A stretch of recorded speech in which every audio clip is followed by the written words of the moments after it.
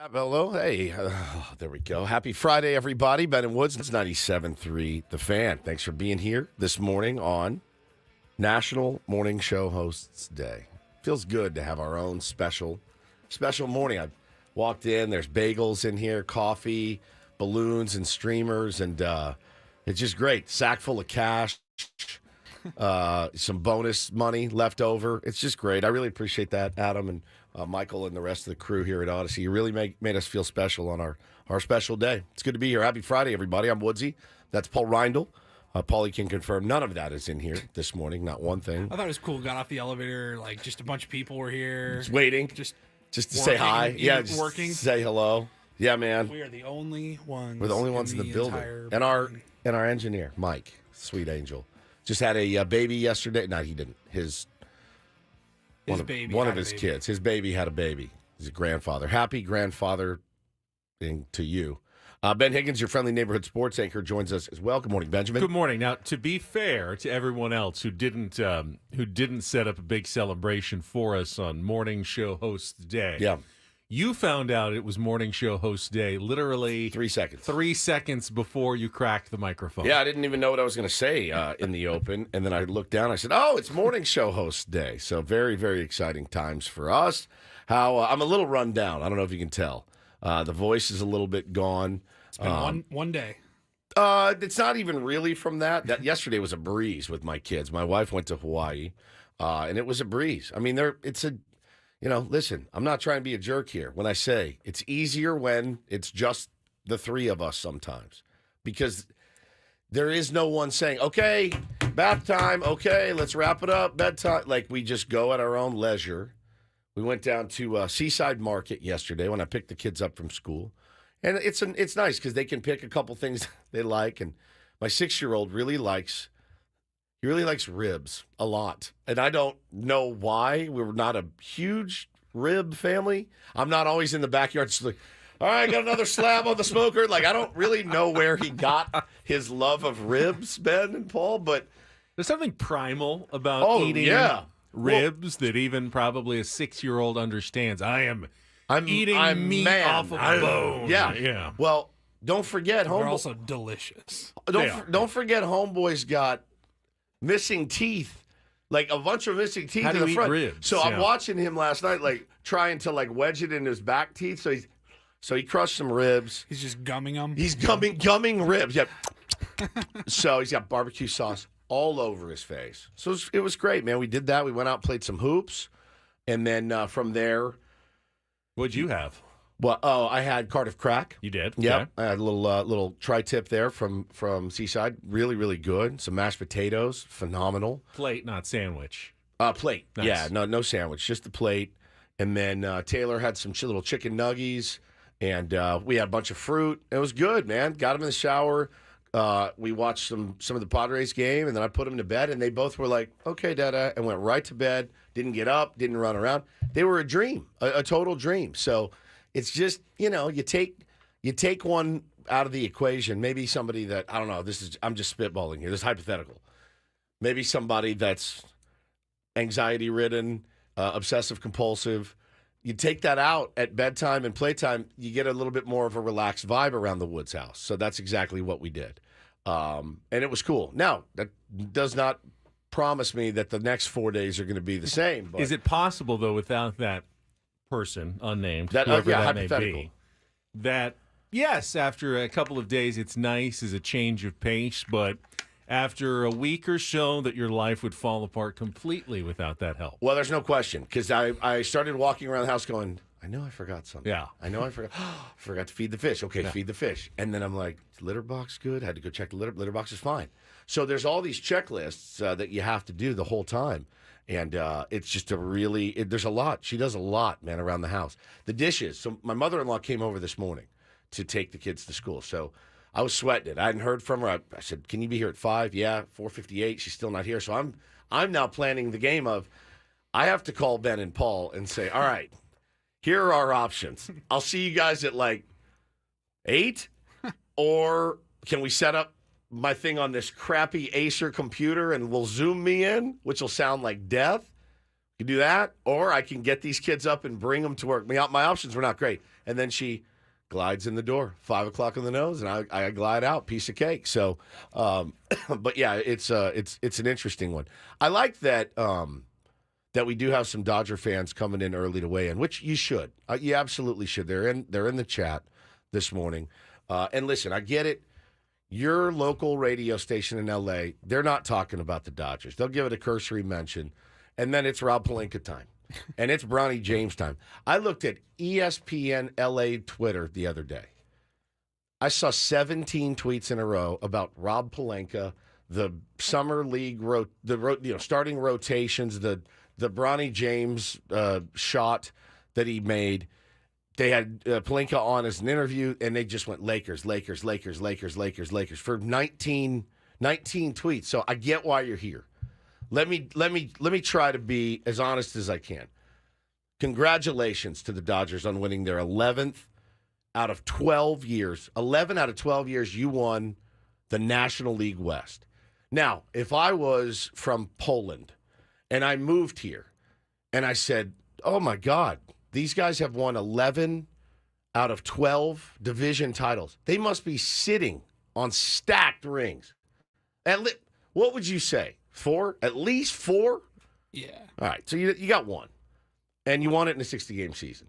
This is why I don't like Dodger fans. You haven't won anything yet. All right, relax. You win these all the time. This is nothing. I'd be so bored with winning division titles, especially if I won 11 out of 12. And I got really almost nothing to show for it. So, again, congratulations for a team that has 3 MVPs at the top of the order. You added Tyler Glasnow. You added Yamamoto for $300 million. You've got a lockdown bullpen, some of which you traded for. Congrats. I mean, this is what you're supposed to do. Yeah, I will follow in the footsteps of manager Mike Schiltz, who last night tipped his cap to the Dodgers. I will tip my cap to their division-winning season. They played better against the Colorado Rockies and Los Angeles Angels than the Padres did. That's exactly right. That was the difference. I think I just counted it. 6 extra wins against the Rockies and the Angels that the Padres did not get, and that proved to be the difference in the end. They got the job done against the terrible teams, and the Padres, unfortunately, we all know, stubbed their toe against the Rockies and the Angels this year. Well, outside of that, Padres had the edge this year. I was going to say, surely they beat, for all the lip every that they other place, run. but yeah, we couldn't beat the Rockies, so yeah, you got us. You got us. Congrats, guys. You know what's coming, though, here in a couple weeks. You know what's coming. I know what's coming. You know. Well, it won't be the Dodgers' fault. They got to take a week off now. Paulie, you're right. Winning the division is probably the worst thing they could do because you get that. Well, for them, you get that built-in excuse of, well, how are we supposed to, man? We had a week off. But stupid format. The league's against us. They played much better last night. They played much, much better. Much, much better. So it's, listen, you did what you're supposed to do. And you won the division after, we cut $92 million. The fact that it took you 159 games, hey, man, that's something else, too. But you guys will be fine. You'll be fine. You got the best players. Again, you look at that team and you go, holy crap, dude, that's 3 MVPs. 1, 2, 3. That's a cool thing to have, I bet. It's a really cool thing to have. 2 in a walking boot now. Yeah, 2. It's fair. That's fair. 2 plus 1 in a walking boot. But October. Learn how to tag first base the right way. Yeah, 100%. Maybe you don't turn to the side, just run through it. We did a lesson with our little leaguers last week about that. But hey, man, listen. Congratulations. Something to beat your chest about. It's probably going to be the last thing you get to beat your chest about, though, this year. I think you guys know that. The starting pitching is going to be an issue from you. But I'll tell you, though, if their offense, which is pretty potent, if their offense can get 4 or 5 runs early, yeah, man, their bullpen's really good. Evan Phillips is good. Blake Trinan is good. Joe Kelly is whatever, but Kopech's really, really good. So, yeah, man, I think you guys, as usual, you have a shot. Will the top of your order hit? Probably for a Dodger fan, nice to see Mookie get after it. As I speculated yesterday, the Mookie Betts offer will not continue, and it didn't. So, again, you were able to kind of neutralize Shohei last night, but that's what the Dodgers can do. You've got Mookie Betts right behind you and Freddie Freeman behind him, and they're a dirty team. They're a nasty team. They do deserve respect, absolutely, but I would tap the brakes a little bit, beating my chest on 11 of 12, because you really only have one little 60 to show for it. So I think, you do have a shot to win the World Series. In fact, you're the favorites. So I would expect if you're the World Series favorites, you would be the favorites to win the NL West, too. That would just make sense to me. But anyway, congratulations. You guys have, you earned it. You absolutely earned it this year. And built, not bought, certainly. And congrats. Congrats. And thanks for being on our chat today. We needed the numbers, frankly. I remember those days of hearing about these young up-and-coming prospects in the Dodgers system, like Mookie Betts, Shohei Ohtani, Tyler Glass now. Yeah, hot. I mean, hot prospects. Built, not bought. We're driving them crazy right now. And that's the goal. We like to have fun in here, guys. Come on. But we'll see. We'll see what happens. Will they turn into pumpkins, or will they go out and complete the mission at hand? I mean, look, we played them 3 games, and I thought, man, I'm telling you, save an inning here or there. And listen, and I saw a lot of, you guys got lucky with the triple play. Yeah, you're probably right. Takes some skill there, certainly. Takes some skill to achieve that play. But holy smokes. Not the best couple of games for the San Diego Padres, but I think there's a lot of bright spots still about this team. I don't think there's any reason to go doom and gloom. And you're still playing October baseball. You're playing October baseball. It starts Tuesday. We just don't know where yet. We talked about it a lot for the last couple of days. Tuesday night, you punch your ticket into the postseason. Yeah. From here on out, it's essentially you're playing around. You're finding what works, what didn't. You're able to learn from these experiences without having a brutal penalty of a playoff loss. Like the last 2 nights would have been awful. It would have been detrimental if you were in the playoffs and you're down, say, 2-1 in a best-of-5 series. Oh, yeah. But now you're learning. Mike Schilt is learning. The coaching staff is learning. The players are learning. Yeah. Okay, here's what we won't be doing. Correct. And that's the fun part about getting into some of the strategy that was deployed last night. And, listen, if you want me to come in here and rip Mike Schilt this morning, I'm probably not going to. I didn't really disagree with many of his moves last night.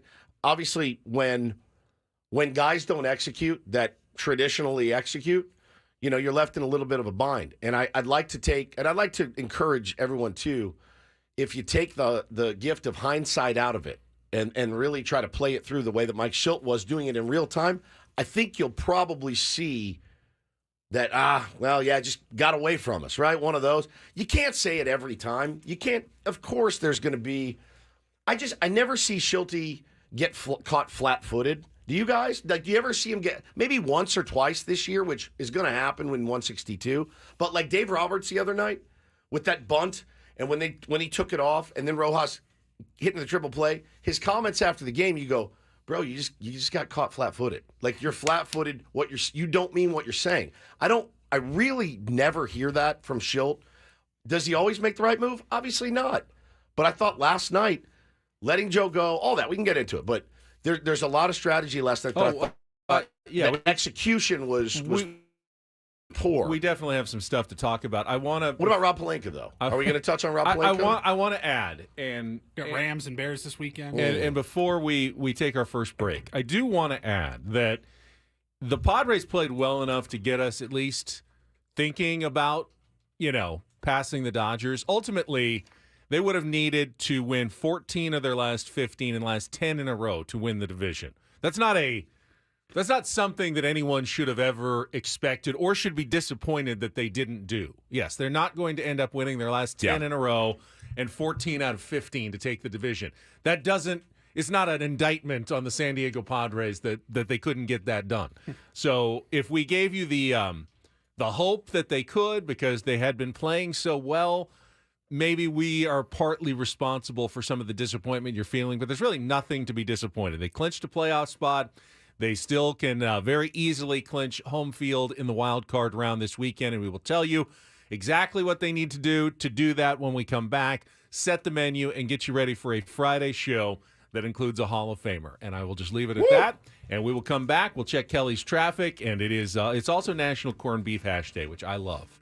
And I don't see any corned beef hash absolutely either, repugnant. Which is next on San Diego's Hug a Vegetarian Day, which won't be happening in here. Not at all. On San Diego's #1 sports station, 97.3 The Fan.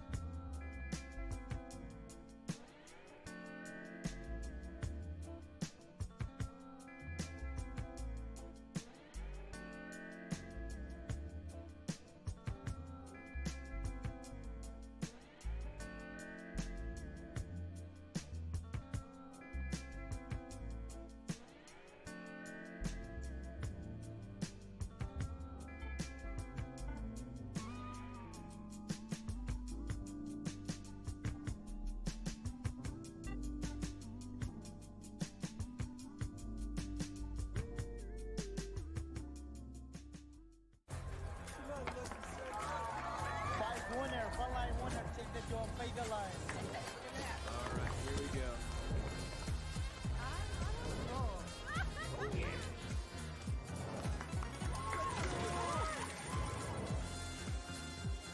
Black 17 on. That is my number.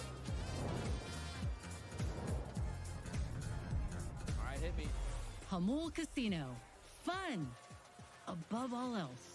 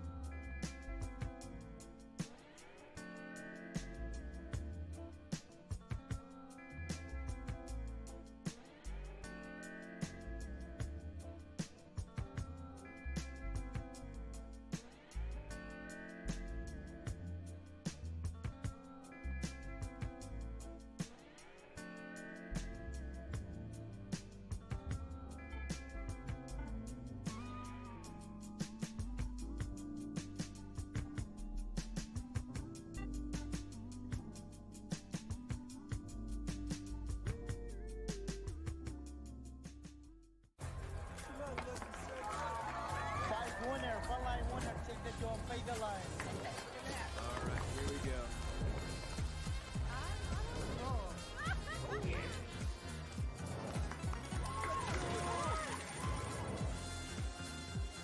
Black 17 on. That is my number. All right, hit me. Hamul Casino. Fun above all else.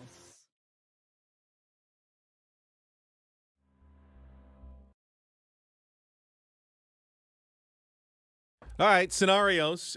Still clinching scenarios available for your San Diego Padres. Obviously, the NL West is not in play anymore, but Padres would still very much like to clinch a home playoff series in the wild card round. What do they need to do that? Woods, it's pretty simple. You have to win at least one game against the Arizona Diamondbacks. That is a must, because if the Diamondbacks won all three, they would move into a tie with the Padres, and they would have the tiebreaker. They're 3 games behind the Padres going into this series. Would have been nice. You could have wrapped that up with a win in either of the last 2 days, but the Diamondbacks still have that glimmer of a hope of sweeping the Padres. They could actually pass them, or at least tie them and own the tiebreaker. So you have to win one game in your last 3. If you want to play at home on Tuesday. Now, you also have to finish ahead of the Mets. If you only win one game, you need the Mets to lose once as well. Now, they have 5 games left, 3 against the Brewers and 2 against the Atlanta Braves on Monday. So if you win 1, the Mets would need to lose 1 of those 5. If you win 2, doesn't matter what the Mets do. They could win all 5 games. If you win this series, you're also absolutely guaranteed to host a wild card playoff series next Tuesday, Wednesday, and Thursday, if necessary. Win 2 out at of 3. Petco Park. So 2 out of 3 definitely gets it done. 1 out of 3 with some help very likely gets it done unless the Mets go 5-0. One thing that you can absolutely say about this last 3 weeks, a month, the Padres have had zero help. I mean, almost zero help from any of the other teams. So it does feel like they're going to have to kind of do it themselves. And you want to take all those weird, chaotic things out of it. And the way that you can do that is by beating an Arizona Diamondbacks team 2 out of 3. Yeah, the one team they have gotten some help from is actually the Diamondbacks, who have gone 6-7 in their last 13, 12-13 in their last 25. They've been a sub 500 team for the past month. After being really hot since the All-Star break, they've cooled off considerably, more than any of the other playoff contenders, really. So you just got to go in and make sure you take care of business here. I think 1's enough. The question is, if you get 1, how strongly are you going after the other 2 when you want to, maybe get some guys some rest? You don't want to use Michael King on Saturday or Sunday. And the Padres did announce a change. Just going to say, in their rotation. So are they going for that 1 win tonight? Absolutely. So, yes, Yu Darvish has been moved up and will start tonight's series opener instead of Martin Perez, whose turn it would have been in the rotation. So it'll be Yu Darvish against Merrill Kelly in the series opener tonight at 6:40. And then the Padres have just said it's TBD the next 2 days. I mean, theoretically, if the Padres win today and the Mets lose in Milwaukee, I think it's Sean Manaea against Frankie Montas. Padres will have clinched the home field, and there will be nothing else that they can clinch, so they can do whatever they want in the last 2. I would imagine Martin Perez may pitch. You may call someone up. You may have back of a bullpen sort of day. Just get everyone the work that they need. But neither of those games will have any impact on your playoff chances. If you win today and the Mets lose, it's over. There's nothing left to play for this weekend. Now, if you lose or if the Mets win, then you'll go into Saturday needing, you could reduce your magic number to 1 for that clinching, and then you figure out how you want to play it the last 2 days of the season. Craig Elston said on the roundtable yesterday, I think he's been saying it on his show too, that this is just the fun week. It doesn't feel very fun. I'm not having a lot of fun right now. And yes, you're in the dance, right? You are playing October baseball. You do want those games at home. Certainly we do. We want those games at home. Makes it easier for everyone. A lot more fun. Get down there and go do some live appearances and things like that. But this isn't fun at all. It's not even fun a little bit right now. Losing those last 2 to the Dodgers is not fun. And really the way that you lost, I think both of those games was terrible. Just kind of unraveled in 1 inning. And now you look at it and go, all right, well, the Diamondbacks see a little bit of light. You gave them a little bit of light. That's not fun. This is not fun. There's nothing fun about it. Thinking about if we lost tonight to Merrill Kelly, who's been really good. You were reading me some of his numbers earlier. It's not great. Then tomorrow you got to rejigger again. You got 2 games left. You're gonna have to find a way to win one of those. Mets are very hungry. This isn't fun. There's nothing fun about this. I need a vintage Yu Darvish start. I need a win tonight. I need a Mets loss, and then I want half the team flying home on Saturday morning to San Diego to get ready for Tuesday, and just call up some guys from Peoria over to downtown, head into Chase Field. You're making your major league debut, guys. I need a Tyler Wade start at short, like I need air. I need to see Nick Ahmed with some ABs. Brandon Lockridge starting in center a lot this weekend if things go That's well. That's what you wanted, man. For the Padres. So we'll talk about that more obviously as the show goes on. Coming up next, though, in our Padres wrap-up, we will. I mean, there are. You guys having fun? Is it fun? Let's talk about what's the. No, the playoffs aren't fun. No, it's not fun. What's the legitimate level of concern over the Padres offense right now? A lot. We definitely can talk about that coming up in our Padres wrap-up and what went wrong in last night's game against the Dodgers. 7 o'clock hour, we've got Take on Woods and Don't Do This. 8 o'clock, it is Jordan Shusterman time from Cespedes Family Barbecue, their weekly segment. We'll talk to Jordan as the, it's kind of awards season. The Padres making a really aggressive offensive for Jackson Merrill as the votes are now coming in from writers around the country on Rookie of the Year. They want that. You can tell by what they did yesterday. So we'll talk with Jordan Shusterman, Reindl Report, and then at 9 o'clock, in lieu of our manager's report with Mike Schilt. We've given Mike Schilt the day off because they had a very late arrival, early this morning, actually, in Arizona after the game last night. So Let's be honest with our audience. We did not give Mike Schilt the day off. No. Mike Schilt called the day off. no, well, he's actually going to be on later. He's He going to is. be on with Tony Gwynn Jr. in the afternoon. What he did is he switched his shift. We've all worked jobs where he said, "Hey man, can you cover mornings for me? I got to work the afternoon." Oh yeah, no problem. I'll switch with you. So we switched. He switched shifts. We have a good reliever coming in to substitute Yeah. for him at 9 o'clock, though. Yes, we do. A Hall of Fame reliever. Like one of the best to ever do it. Trevor Hoffman is going to be with us at 9 o'clock this morning, so definitely looking forward to that. I couldn't be happier. Earlier in the week, I'd said to Paulie, man, with all the discourse going on about the closer's role with the San Diego Padres, let's get Hoffy on the phone. And, we got Schilt on Friday. We don't know if we can get them both. Well, then Schilt had to switch to the afternoon, and we said, we got to get Hoffy now. So we can talk to him about some of the closer discourse. Again, man, decent little tease going into the next break. Be careful what you wish for. Padres fans, be careful with the knee-jerk reactions. Be careful what you wish for because you got a little taste of it last night. And there's no concrete way to manage a bullpen. There's just not. Unless you have the benefit of 20/20 hindsight. Then we're all Bruce Bochy at that point. Or maybe it was one day, get it out of your system, and then get right back to what you had been doing. Correct. Because at some point, every reliever is going to have a hiccup. Every single one of them. Much rather it happen this week than next week. No doubt. All right, before we go, how about a little, everyone feels like drinking this morning, right? How about an early giveaway for our Tier 1s who are up in the 6 a.m. hour? We got our last pair of La Mesa Oktoberfest VIP tickets to give away. Hofbrauhaus VIP tickets for Saturday or Sunday, October 6th. It is a free event, but if you want the VIP tickets, you can buy them at lamesaoktoberfest.org, or you can win them right now. Let's just give them to the third caller. 833-288-0973. Reward you for getting up early with Ben and Woods.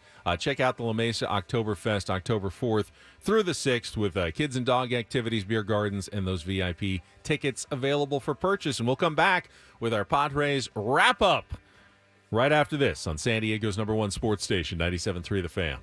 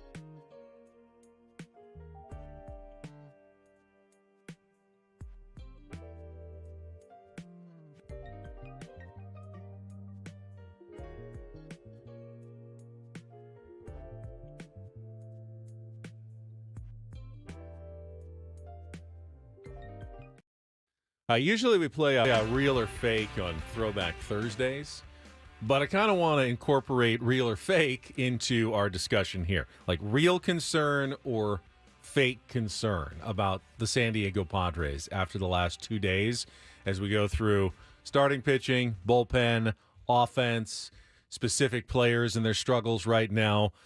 We will take a deeper look at what the Padres have gone through recently, not just the last couple of days, but going over the last week or so, Woods. There's definitely the offense hasn't done what it was doing earlier in the season. So we will get into that. We'll give you some quick highlights here in our Padres wrap-up and then talk about it all after traffic here on 97.3 The Fan. From the 97.3 The Fan Traffic Center, here's Kelly Danick. Traffic is sponsored by Kearney Mesa VW. Couple of problems in the North County. Crash on southbound 15 before Old Highway 395. It's in the Center Divide. And that crash that was touched off by a mattress that some idiot dropped in lanes. East 78 before Sycamore. Why, that's clear. Heading out of the South Bay, northbound side of the 5 before Mile of Cars Way, we have reports of a stalled car in the Center Divide. Batter up San Diego. Kearney Mesa Volkswagen's pitching unbeatable deals. Score a 2024 Tiguan S for $259 per month or a Jetta S sedan for just $179. It's a home run for your wallet. Find your ultimate VW at VW@KearneyMesa.com. I'm Kelly Danick with Ben and Woods, San Diego's #1 sports station, 97.3 The Fan. It's a shame if they lose.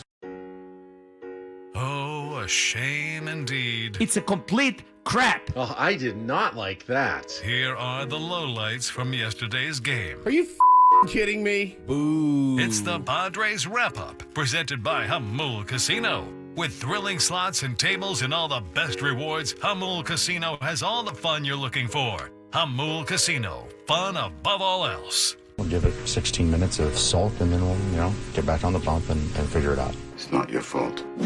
Tony kind of goes without saying. Curveball popped up behind second base. Cronenworth back onto the outfield grass. He'll make the catch. That one is a no-brainer. Scoreless bottom of the first inning for Joe Musgrove. Here's the 0-1 pitch. And Arise bounces into first base. Freeman is back. His only play is the underhand flip to Buehler. It is in time. Peralta comes in to score, and the Padres take a 1-0 lead. 1-1, swung on, sent in the air to right center field.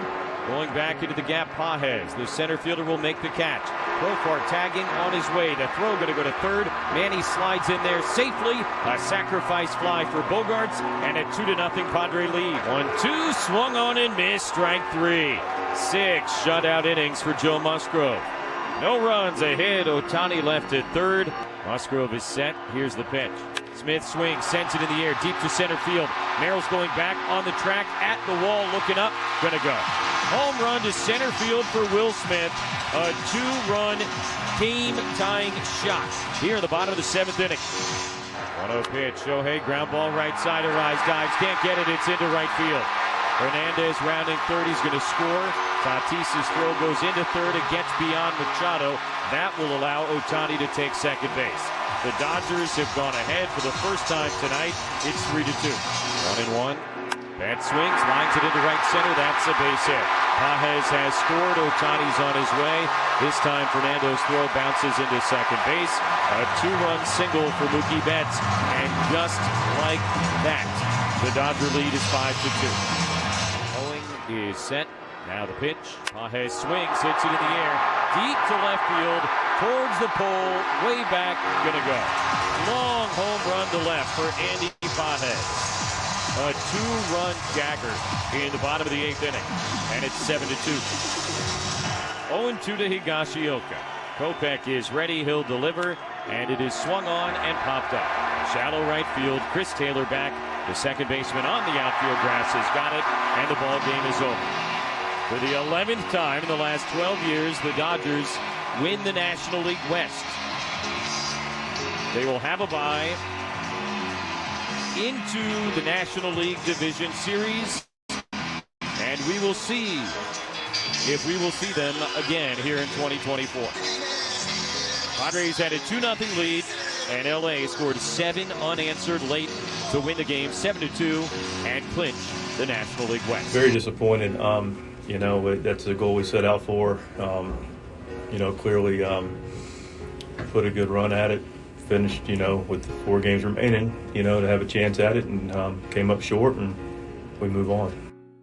Yes, we do. Let me start with the easiest real or fake of this discussion. Real or fake? Mike Schultz should have taken Joe Musgrove out after his really great 6 innings and not let him go back to start the 7th. Absolutely fake. I saw Come that. on. I saw that take out there. Oh. Like, how could you let Joe go back out there How for could the you 7th? not? How could you not? How could you not? I would have been screaming at my television had he taken Joe out after 6 innings, 70 pitches, as good as he looked. Hey, and by the way, if you go into, or when you go into a postseason series and that exact same situation presents itself, but your bullpen's maybe a little bit more rested, you got them some rest in Arizona, they're a little bit more fresh, I'd probably still let Joe go out and start it. Now, I may pull him after the leadoff walk.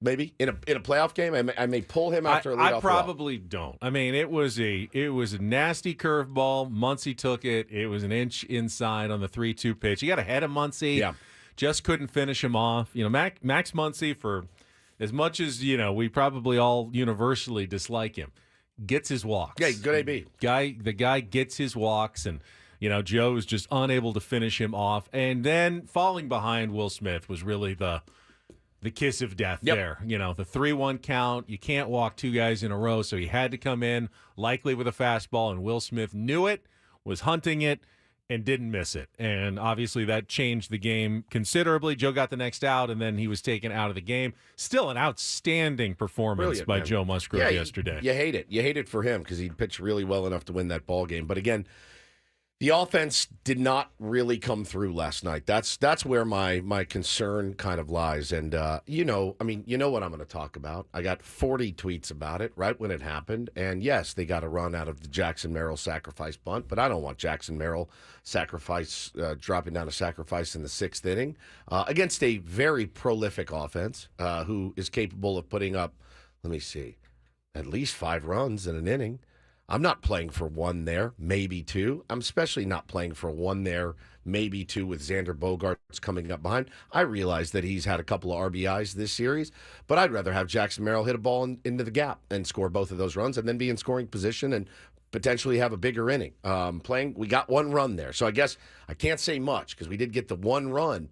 But, again, that's not a strategy that's going to win you ball games against a team with an offense like the LA Dodgers. It might. I mean, I certainly see it won't. Joe's pitching great. He's got 1. You get him 2, and you're good. I can see the argument. However, in the 6th, man, there is 4 more ABs for that team. I think the counter argument is, all right, if Jackson Merrill swings away, what's the worst thing that can happen? Double play. You don't score any in that inning. Doesn't get the runners over. You end up not scoring. You still have the 1-0 lead. You still feel good with Joe Musgrove. I agree with you, Woods. I think you take your chance at letting Jackson hit against a right-hander and going for the big inning there and trying to add on, 2-3 more runs to really put yourself in a better position. A 2-run lead against the Dodgers, let's be honest, feels like almost nothing. Correct. With a 2-0 lead, I knew at some point, I didn't know how fast it would happen, but I knew at some point their big boppers would come up as a tying or go-ahead run. Yeah. Just was going to happen. They are going to get a guy on at some point, and they're going to have someone very scary coming up to the plate, even with a 2-run lead. You really have to be up, like 4 to feel even a little bit comfortable against the Dodgers. So when you have the opportunity to go for a bigger inning, I still think you have to take it. And it's the one thing that has changed about the San Diego Padres. Yes, they have struggled with runners in scoring position this series. In fact, they finished in the series RISP 3 for 25 in the series.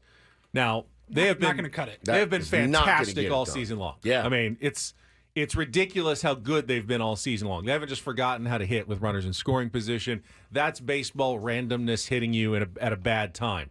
3 for 25, 0 for 10 yesterday. However, the big inning, which was a hallmark of the San Diego Padres. Remember how many times we talked about, another 4-run inning. I think Giannis on Twitter called it the power of friendship inning. Power where of friendship and just hit. Passing the baton. Hit. They kept saying that, passing the baton to the next guy. And they had the most 4-run innings in baseball.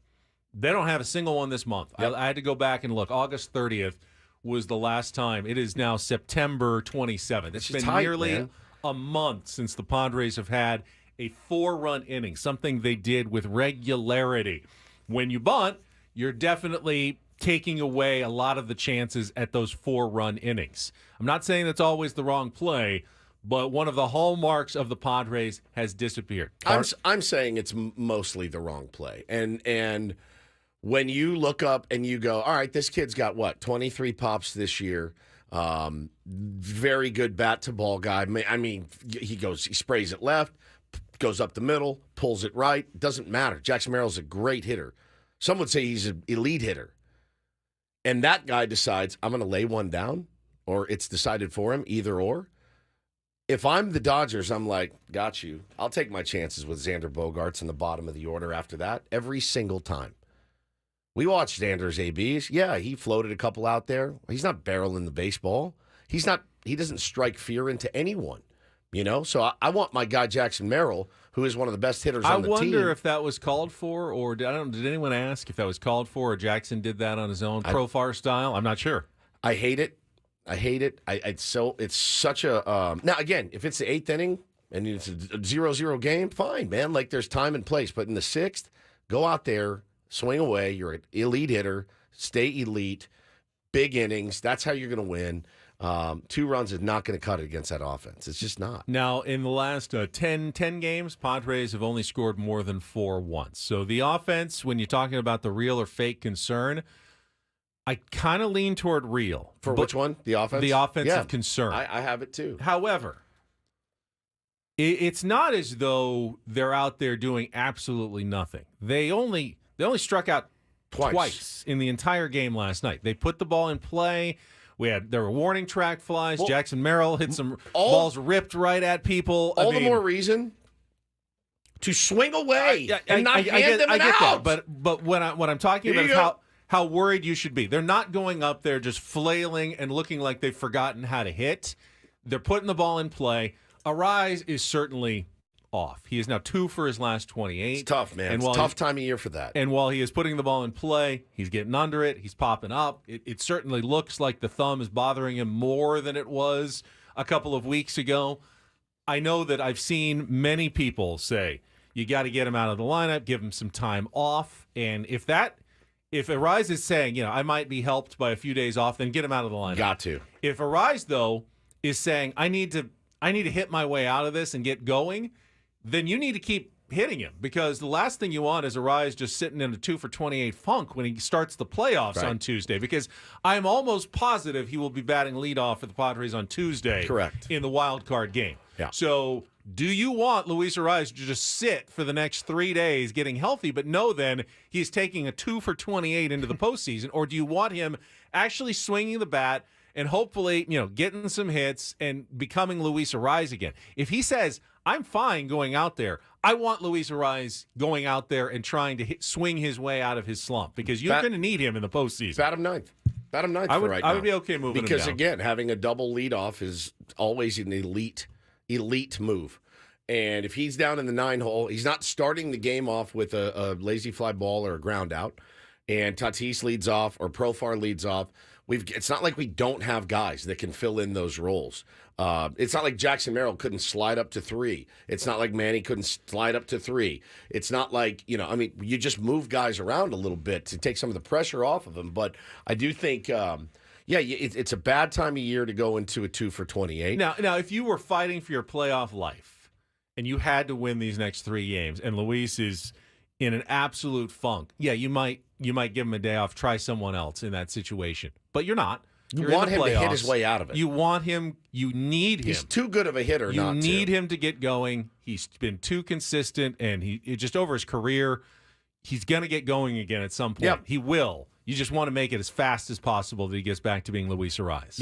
Yeah, you really can't afford many more days, many more offers for Luis. Had a productive out, I guess, at one point yesterday. But again, a healthy Luis Arise can turn that into a big inning. Yeah, Manny, who had been slumping a little bit, 3 hits, and they were all hard hit, and almost a home run. I mean, just nearly the 4 for 4. Thought he had it with the home run. He did too. Just a little bit off the end of the bat, but that was a really good sign. The Tatis one down the line was. That was a killer. That looked like it was inches. Like inches almost from the pole. Killed that guy. When he stopped and looked over to the dugout, like, are you sure that wasn't a home run? I thought he saw it hit off the seat, and I think it was a yellow seat and a yellow. I thought live that it did sneak fair, but obviously on replay it didn't.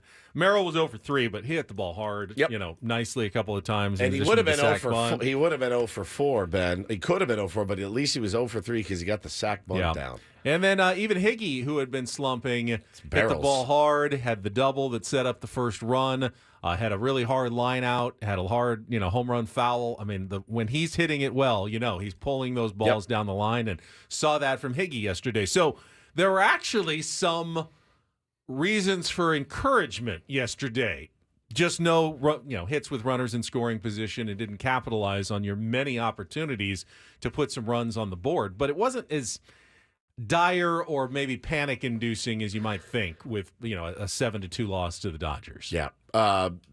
Bill says he needs to play this weekend. Ozuna right behind him in batting title. I know that means a lot to Luis Arise. It doesn't mean much to me as far. I want him to get going, because we need. If you're going to be the catalyst, the guy at the top of the order, you can't be in a 2 for 28. So I don't know how much I would leave him if he continues this series. And again, I understand Mike Schultz's position, and I think we all should. Luis, how's the thumb? It's good. Can you go? Yeah, I can go. Great, you're in there. That's it. These guys are two-time batting champion. Has had some monster hits for you this season. It's a no-brainer to keep putting him in if he says he's good to go. No-brainer. I think you ask him, what do you think is best for you? Right. Do you want a couple days off? Do you think that would help? Fine. You want to play? You think that'll help? Fine. This is whatever Luis Ariz thinks is going to be best for him to be at whatever maximum output he can be once the playoffs start. Yeah, we can't, like this guy in the chat says, you can't forget who he is. Just like Manny, you can't forget the consistency that some of these guys have had in their career. And when a player is consistently consistent and they're a little banged up and they're injured but they still want to go, that's not a detriment to the team, in my opinion. It's not. I feel like those guys know enough to know, I got to get it going, and this is how I get it going. He's not going to start hitting by sitting on the bench or getting one pinch hit appearance. If his thumb is hurt and he needs to sit, no one's going to deny him that. But I absolutely understand getting him out there. Certainly, there was some uncertainty thrown into the Padres' back end of the bullpen equation yesterday, and we can talk about that when we come back. We'll also play a Friday edition of Take on Woods, try to qualify one of our final listeners in September for a trip to Las Vegas. Don't go away. We're back in just a couple minutes here on 97.3 The Fan.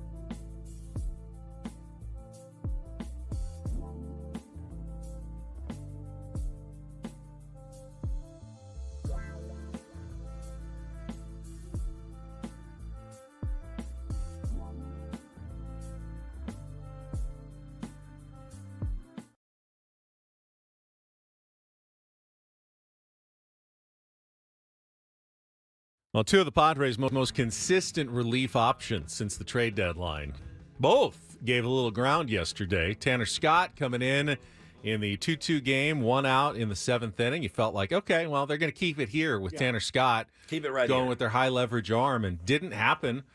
Single. And then the catcher's interference obviously was a big moment in that game. Awful. And while that's obviously not Tanner Scott's fault, and even for the catcher, it's a pretty random occurrence. Did see that Kyle Higashioka has more catcher's interferences than anyone in baseball, 6 of them now.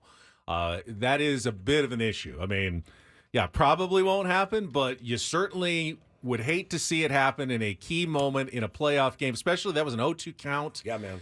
You got that guy. You get the second out there. You can be a little more careful with Ohtani coming up with no one in scoring position. That, to me, was a big moment in the game. Huge. That catcher's Massive. interference. That's when you started to feel the wheels come off a little bit.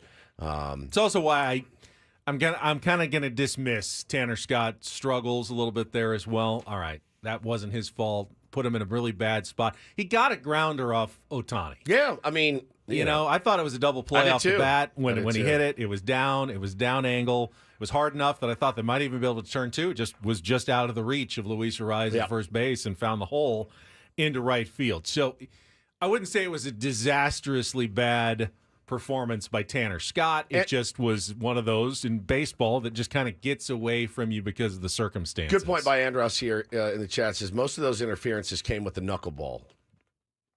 Yeah, that is true. He was Matt Waldron. because you're trying to grab him. That's true. Try to go that get is it. true. Try to go get it when you can see it. That one certainly didn't. That one did not. That was not a knuckleball, and got away from Higgy a little bit there last night. But yeah, look, it's something to work on, right? If you're Schulte, you're Higgy, it's something that you say, hey, let's try to cut that out. Matty Waldron's gone. You don't have to go out and get it. It's going to get to you. Things like that. I know less than nothing about catching. I know that's a very hard position, and I just I don't know. And again, the main discourse today is about Luis Arraez, and I'm still can't wrap my head around. Before you get to Luis Arraez, let me just. I don't think that if you were still thinking about using Tanner Scott in the ninth, and we don't really even know what Mike Schulte is thinking. No. Obviously, he's used Robert Suarez again, but he said, I'm open to looking at matchups. I don't think this changes that at all. I would still be okay using Tanner Scott in the ninth inning if they thought the better matchups for Tanner Scott came in the ninth inning. Well, it'll be fun. As soon as we know who we're playing on Tuesday, then on Monday, maybe Monday, we'll get to sit in here and break down where we think, hey, the lanes, because that's what they're going to do too. They can't do anything. It would make no sense for Mike Schulte and A.J. Preller. Now, you can go and look at all the teams you potentially could be facing on Tuesday and say, all right, here's our plan for the Braves. Here's our plan for the Mets. Here's our plan for this team and that team. But let's say it's the Mets. You get together, you game plan it, and you say, if we get down to this scenario at this part of their lineup, also this is who they have coming off the bench. I really feel like this is the lane for Tanner Scott. This is the lane for Jason Adam. This is a potential lane for Robert Suarez. I did see people saying last night, if you were going to take Joe out, now Estrada had pitched 2 nights in a row. Granted, one night he threw 1 pitch, which is why he was available for 19 pitches the next night. I understand them not going to him yesterday. He's also not your highest high leverage reliever, especially the last night you put him in, he walked 2 guys. So I can totally understand why Mike Schulte didn't go, give me Estrada, right? Because the very last time you saw him on a mound, he walked 2 guys. So I think you look at the lanes for the guys, you see where it makes the most sense based on who your opponent is, and you kind of plan it a little bit, knowing full well this plan means nothing if, we score 6 runs in the first or they score 6 runs in the first. It all goes out the window. But I do not think that you should be married to any closer, setup, 8th inning guy because you have 3, maybe even 4 guys that can do the job. That being said, Benny, last night, what would you have thought about Suarez in that spot instead of Tanner Scott, using him there against, the bottom of the lineup to come in and try a little something new for Big Game Bobby Fastballs? So it was Freddie Freeman coming up with 1 out and nobody on. Probably not bringing in Suarez Not to face Suarez Freddie there. Freeman. I think that's why he went with Scott. With Tanner. You had the lefty coming up, start. You didn't. He got a hit. Freddie's there. the 4-hole? He's the 3-hole. 3-hole. Yeah. And then you had Teoscar, Smith. Muncy, then Smith. So you had two lefties coming up in the next 3. So that's why Tanner Scott's lane was that lane. inning. He just didn't get the It job was the done. Freeman-Muncy lane that Scott, I think he was the right guy. Yeah. If you want to keep that game 2-2, and you do, he's the best possible guy to do it. It just didn't work out for the Padres yesterday. Doesn't mean you change the strategy next time just because it didn't work out this time. If you want to join us for Take on Woods, give us a call right now, 833-288-0973. Got about 3 minutes until we will play our musical trivia Freeman, challenge. It was Lux, Eric says. So Joe comes in. That's right. Yeah. That's right. So you got, was it No, because it was Lux. He walked Muncy. He gave up the homer to Smith, and then you got Ohtani. Lux. They were at the bottom of the order. They were at the bottom. Right. I was thinking a different inning. So at that point, would that have been, again, if you're going to try to get a soft landing spot for Robert Suarez, that could have been an option too instead of Tanner Scott. But again, I 100% don't fault Mike Schilt for going to Tanner Scott. Tanner didn't get the job done. It happens. That's right. It was Lux, then they pinch. Or no, it was it was Lux, but they pinch hit Kike instead. Yeah. Right? And that was later. That was later? I think that was later. Oh, we have lost the plot a little bit here from the game last night. Very Sorry tired. about that. It's Friday. But what I'm saying is that could have been a potential, different look for Robert Suarez there in that inning. All right, but Joe again, struck out Edman. Then they brought in Scott. Kike pinch hit. He was the first. He got a hit. He's never not gotten a hit against Tanner Scott, apparently. Crazy. So that was a good move by Dave Roberts. Then Pages got on the catcher's interference. Yep. Then Ohtani singled. Yeah. So it's Then you have Tanner Scott in there to get Ohtani, and he got the ground ball just trickled through under Ariza's glove. So yeah, man, it's just there's no reason I think to be married to any of that, and I don't think they will be. I really don't. And Paul, you said it before the show started. If it was 2-0. If it was 2-0 and Tanner comes in and nails it down, then Jason Adam comes in the 8th and nails it down. Hell yes, I'm nervous about Robert Suarez. But I'll tell you this: I was already thinking about it in the 6th, 7th inning or whatever. I'm Yeah. like, all right, if this game stays, like if the ass comes in and it's 2-0 heading into the 9th, I was already scared about an hour before it happened. But would have happened. I will always be scared in the 9th inning with a 2-run lead against the LA Dodgers. That really doesn't matter if Mariano Rivera, Trevor Hoffman, Lee Smith, doesn't matter. Ryan Helsley, it doesn't really matter who it is. They're a good team. They got a good lineup. They have a deep lineup. They have an expensive lineup. Those guys are paid to get the job done. Robert Suarez, he needs to figure it out. And maybe there is a different spot. And we'll ask somebody that knows so much more than any of us could ever fathom about these exact things coming up at 9 o'clock when we talk to the GOAT, Trevor Hoffman, will be joining the program. And what a great guy to speak on all this. I also want to ask Trevor about comparing this team with the 1998 Padres. Yeah. There was some magic in that team as well. Sure. But I want to get his firsthand opinion on kind of how, they won 98 games. This team is at 91? But certainly there's some similarities as well to what was a Magic season and a Magic postseason. We'll get back to Luis Arraez talk in just a couple of minutes. Right now, though, let's get to our Friday edition of Take on Woods.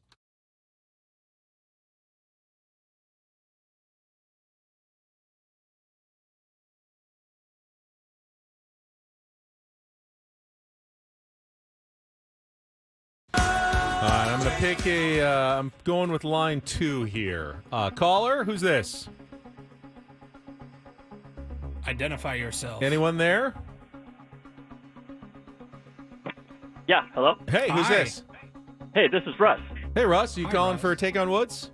Yes, I am. Boom, you are our contestant today, Russ. If you can beat or tie Woods in our 5 questions of musical trivia, we'll put you into the drawing for the grand prize. 2-night stay at the Winter Encore Las Vegas and the tickets to Awakening, the thrilling spectacle at the Wynn. Tickets on sale now at awakening.com. And just a reminder, Take on Woods is brought to you by Valvoline Instant Oil Change.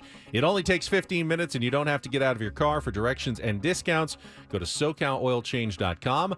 That's SoCalOilChange.com. Russ, have you played before? Yes, I have. All right, so you know how it works. 5 questions. The first question, our 2-second song. If you can get the song title and the artist, you score the point there. We'll compare your score to Woods's and see how it goes for you. And you get to choose our category to give you a little advantage. We've got Below the Waist, 5 songs that include a lower half body part in the title. This and Up, those are 5 songs with the word end in the title, and it's a 2-second song category. Oh, no, it's Up. That's Up in the title. It's a 2-second song, all 5 category. And then Family Trip is our new category today. 5 song titles and artists that all have something to do with taking a trip. So Below the Waist, This End Up, or Family Trip? Let's do Below the Waist. Below the Waist. All right. Today's category, Russ, features 5 song titles that each include a lower half body part in their name. Of 60 seconds. Pass if you don't know an answer. We'll come back to it at the end. All right, start with our 2-second song. Paulie, you ready to go? Yes. All right, Russ, are you ready? I'm ready. All right, 60 seconds on the clock. Remember, title and the artist here. Your time begins when Paul plays the music. The category Below the Waist. Good luck, Russ. Let's take on Woods. Ladies up in here tonight. No fighting. We got the refugees. No fighting. Pass. She Knows How to Use Them, in which 1984 top 10 hit for ZZ Top. Legs. Correct. Legs. Casey and the Sunshine Band followed up Get Down Tonight, and That's the Way I Like It, with which third 1976 hit with a suggestive title that reached number 1 on the Billboard charts. Shake Your Booty. Correct. Which Tears for Fears hit ends with the duo stretching out the final line, Funny How Time Flies. Pass. Zach Brown sang about what in the water in their number 1 country hit from the year 2009? Pass. Go back to our 2-second song. Ladies up in here tonight. No fighting. We got the refugees. Shakira.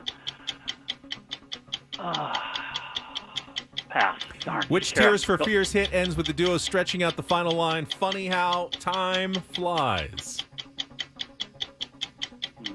Pass again. All right, go back to the 2-second song. All right, well, that's all right. You got 2, I believe, which could be enough. Who knows? Stay on the line, Russ. You got Legs and Shake Your Booty. That was Hips Don't Lie by Shakira. Hips just below the waist. We got Head Over Heels from Tears for Fears. The heels would be the lower half body part. And Toes is the Zach Brown song that Woods doesn't do well in the country, so especially the newer country. All right, Russ's score is locked in. Woods returns. Fix your camera so everyone can see your pretty face on our YouTube stream. Paulie, resetting our 2-second song. 60 seconds back on the clock. Your time begins when Paul plays the music. Good luck, Woods. Let's take on Russ. Ladies up in here tonight.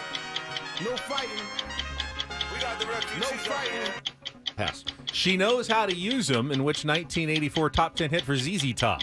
Legs. Correct. Casey and the Sunshine Band followed up Get Down Tonight, and That's the Way I Like It, with which third 1976 hit with a suggestive title that reached number 1 on the Billboard charts. Pass. Which Tears for Fears hit ends with the duo stretching out the final line, Funny How Time Flies. Funny how time flies. It's not. Is it Head Over Heels? It is. Oh. Zach Brown sang about what in the water in their number 1 country hit from the year 2009? Doo-doo. No. Go back to our 2-second song.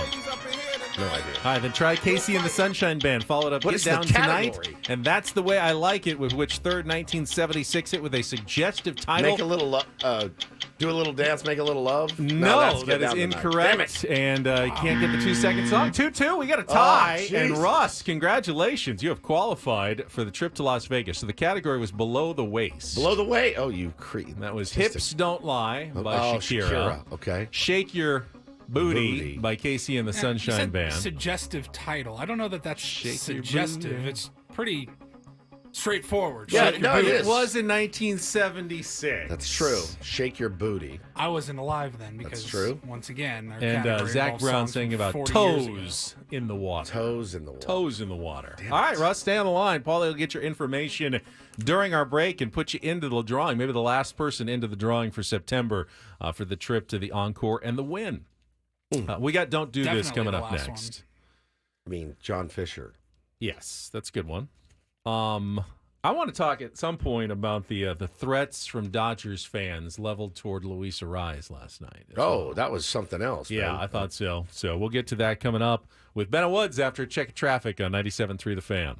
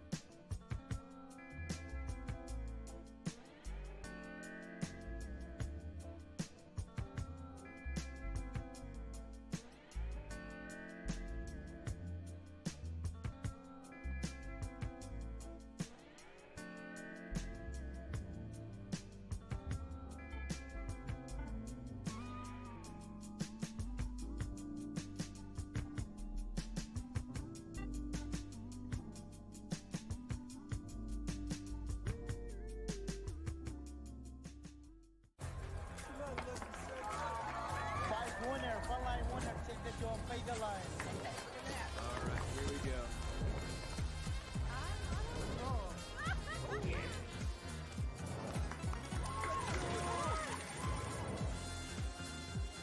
Black 17 on. That is my number. All right, hit me. Hamul Casino. Fun above all else.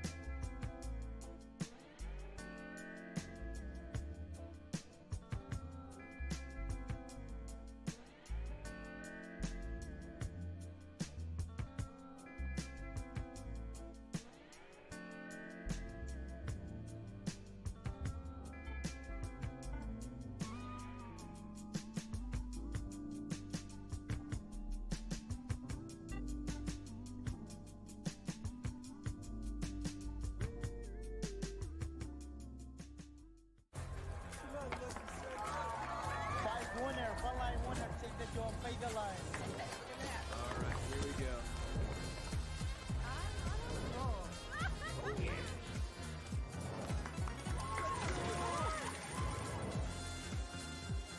Black 17 on. That is wide open. All right, hit me. I will preface Don't Do This Today by saying we are never wishing injury on anyone, even on a Dodger, and we wish a quick recovery for Freddie Freeman. Yeah, I don't want any excuses. After what happened last night, later in the game, when a ground ball to Jake, quick throw pulled Luis Ariz off the bag, had to reach across the foul line to try to tag Freddie Freeman as he went by. And when Freddie hit the base, he rolled his ankle pretty badly. It Saw was the standing. still shot. He was standing on his foot was like an L. The side of his foot was on the ground, not the bottom of the foot. It was pretty ugly. It was ugly. He left Dodger Stadium reportedly on crutches and in a walking boot. So if you're a Dodger fan, you're certainly concerned about that. However, you're also a Dodger fan. What are you thinking? So they went after Luis Ariz for tagging Freddie Freeman. You know, noted thug Luis Ariz. They're like the nicest guy in baseball. Making a baseball play. And our friend Matthew, who set up our Reddit AMA earlier this week, screenshotted like one after another Dodgers fans and the threats they were making to Luis Ariz. Yoni said, no effing way, completely unnecessary. I'm throwing hands with Ariz if it's serious. Dea, bring Joe Kelly in to throw 99 miles an hour to Ariz's rib. Ralphie, what is Ariz doing? Tag him on his upper body. WTF was that? When Freddie ran into the bag, he turned to avoid the tag, and when he turned, it's his just body. baseball play. It's a baseball play. I'm just getting started though.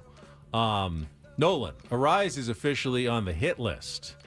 Dea, kill Ariz. Drea, F you Ariz, we're going to kill you with hammers, dog. Drea, Luis Ariz, you have 7 days to live, you effing bum. Good Lord. Yeah. JT, Ariz isn't even in this, although he spells it with an R, country legally. Why is he playing ball? Good. My God, Dodgers fans. This is. I mean, you're pathetic. They don't know baseball. They don't know baseball. No one talks more ass than these guys. No one. This is why they're just the worst of the worst. That's the worst part of Twitter, is Dodger fans going after a guy for making a violent baseball play. Dodger fan Twitter there, 100%. in a nutshell. Don't do that. Yeah, they'll send me little hate mail and stuff. You guys have seen it. I showed you. Yeah, they're just the worst. They're the worst. And again, you don't win enough to talk the smack that you talk. Well, you win, but you don't win the big prize. So, and I know that bothers them, and they're very insecure, but that's how it is. So, I'm actually switching mine up. I would like to spend some time with our pal Jordan Shusterman talking about everything that went down yesterday in Oakland. Did you guys get a chance to sit and watch some of the game? Yes, I did. Sixth inning on. I Okay. was watching on the MLB Network. I was, doing dad stuff. I had to go pick up the kids, and I came home and I threw it on, and I was able to catch the last out, Mason Miller, and then all the there were a lot of delays. all the delays and the ceremonies after that. So I want to push that if we can. We've got some beautiful audio from Dallas Braden. It got me, like I tweeted yesterday, had me crying in the club, dude, watching this audio yesterday. But this story broke yesterday as well. I don't know if you guys saw this. Wander Franco, remember him? Tampa Bay shortstop, is ordered to stand trial on charges that he sexually abused a minor in Puerto Plata in the Dominican Republic. So the evidence and the accusation presented had sufficient merits to warrant a trial. 23 years old. He's been on administrative leave, talking about his relationship, his sexual relationship with a 14-year-old girl. And so he is actually going to have to go stand trial in the DR. That was a story that was updated yesterday, and a gnarly one at that. All right, finally a little do this. DD mega doo-doo. Can you have a celebratory moment in a 120-loss season? Because the Chicago White Sox actually did yesterday. They went into their final home series needing to avoid a single loss if they didn't want to at least set the new modern loss record at home with their 121st. After the Padres swept them, they went home to face the Angels. And they did it. They swept the Angels, finishing it off with a 7-0 win, including a victory yesterday for Chris Flexen, his first since May 8th.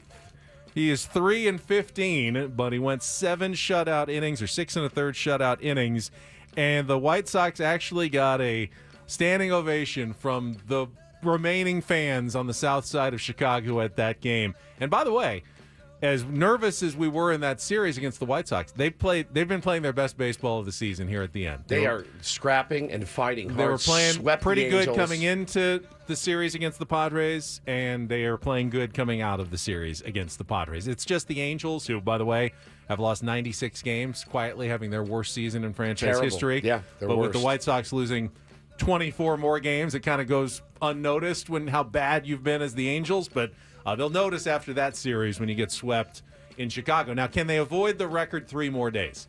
Not going to be easy. They got to go play the Tigers, the hottest team. And the Tigers, the hottest team. Well, the Tigers' magic number is down to 1. I know. Did you see what Grady Sizemore is doing, which I thought was really kind of badass? He's moving Garrett Crochet up and starting him in game 1, knowing the Tigers need 1 win to go to the playoffs. And he said, "This is like." Try to delay it as long as we can. We're rivals. I owe this to every other team to get my best guys out there. Now, the Tigers can clinch simply with another Twins loss. That's true. As can the Royals. Their magic numbers, the Royals and Tigers, both at 1. I thought that was so cool. They're also playing for the 5th seed. One of them's going to face the Orioles, though. One of them's going to face the Astros, likely, in the wild card round. But, hey, congratulations to the White Sox. Did not give up when everything told you they had given up long ago. Crazy, man. They come and they win 3 straight. It's a crazy, stupid sport we love. It really is crazy and stupid. It makes no sense. And that is Don't and Do This for a Friday.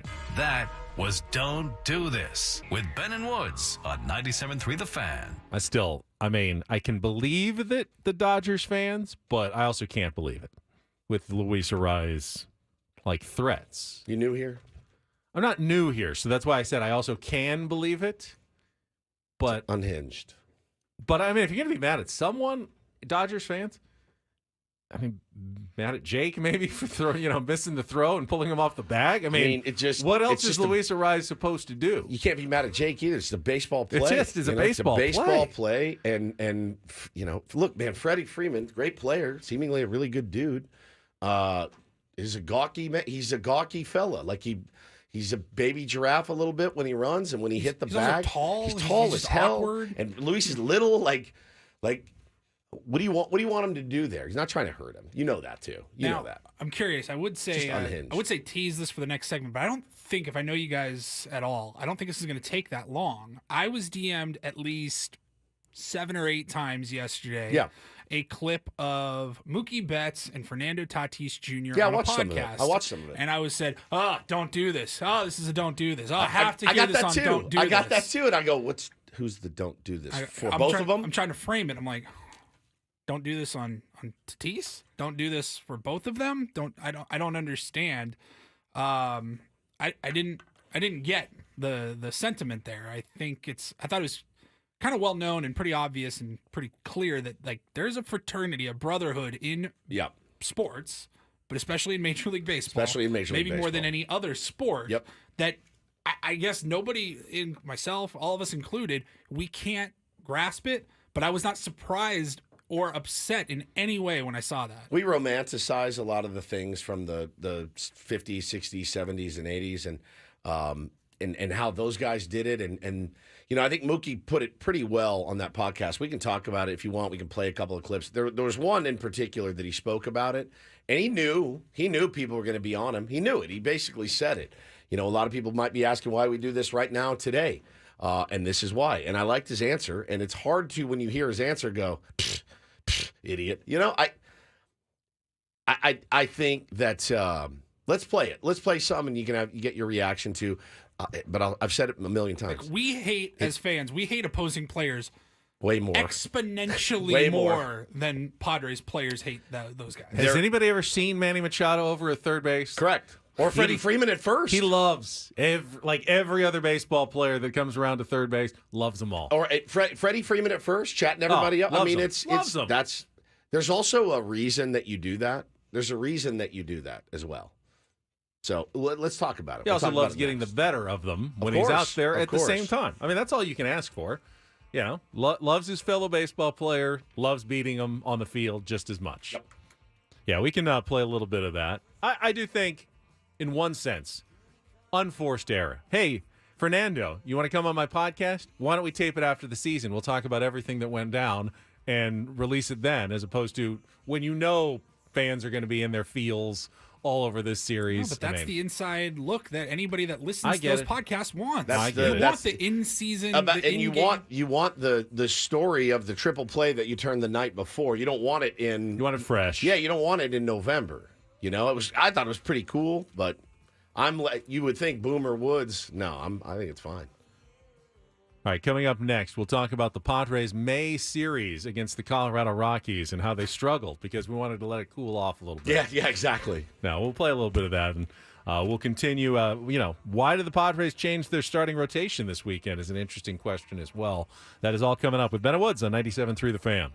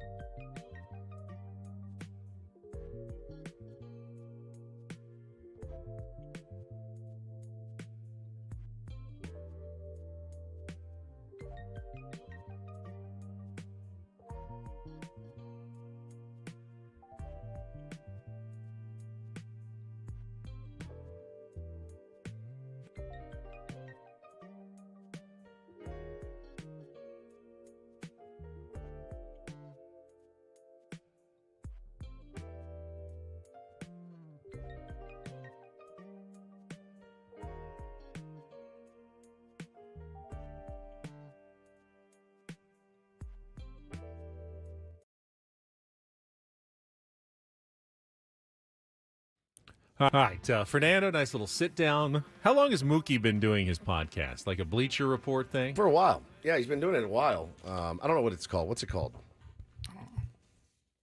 Mookie and Friends. Mookie's Inside the Dugout. They all have those great Between names. the Lines. Between with the Mookie Lines. Betts. Ground Balls with Mookie Betts. Oh, he should call it Ground Balled. Get it? You get On Base with Mookie Betts. You're joking. No, I'm not. I just looked it up. Yeah. He should have gone with Ground Balled, I think, because he's balding. That'd be a good one. Ground Balled with Mookie Betts. So Fernando was on Ground Balled yesterday. I'm not mad at all about Fernando being on. Why would you be? I'm a little mad about like current athletes trying to steal our jobs in the media at the same time. I wouldn't worry about it. Mean, it's different. We're not out there, playing right field for the Dodgers. Yeah. Why should you be doing our job in the media at the same time? Yeah, it's true. Stay in your lane.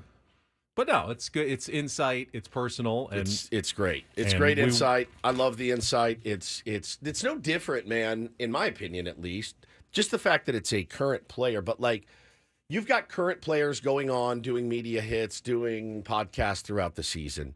Chris Rose has got his rotation, and he'll have Tyler Glass now on there, the day before a start or the day after a start. I think it's really, really great to hear. And some of the stories that you get are phenomenal. Some of the insight you get is phenomenal. It's frankly what we can't provide.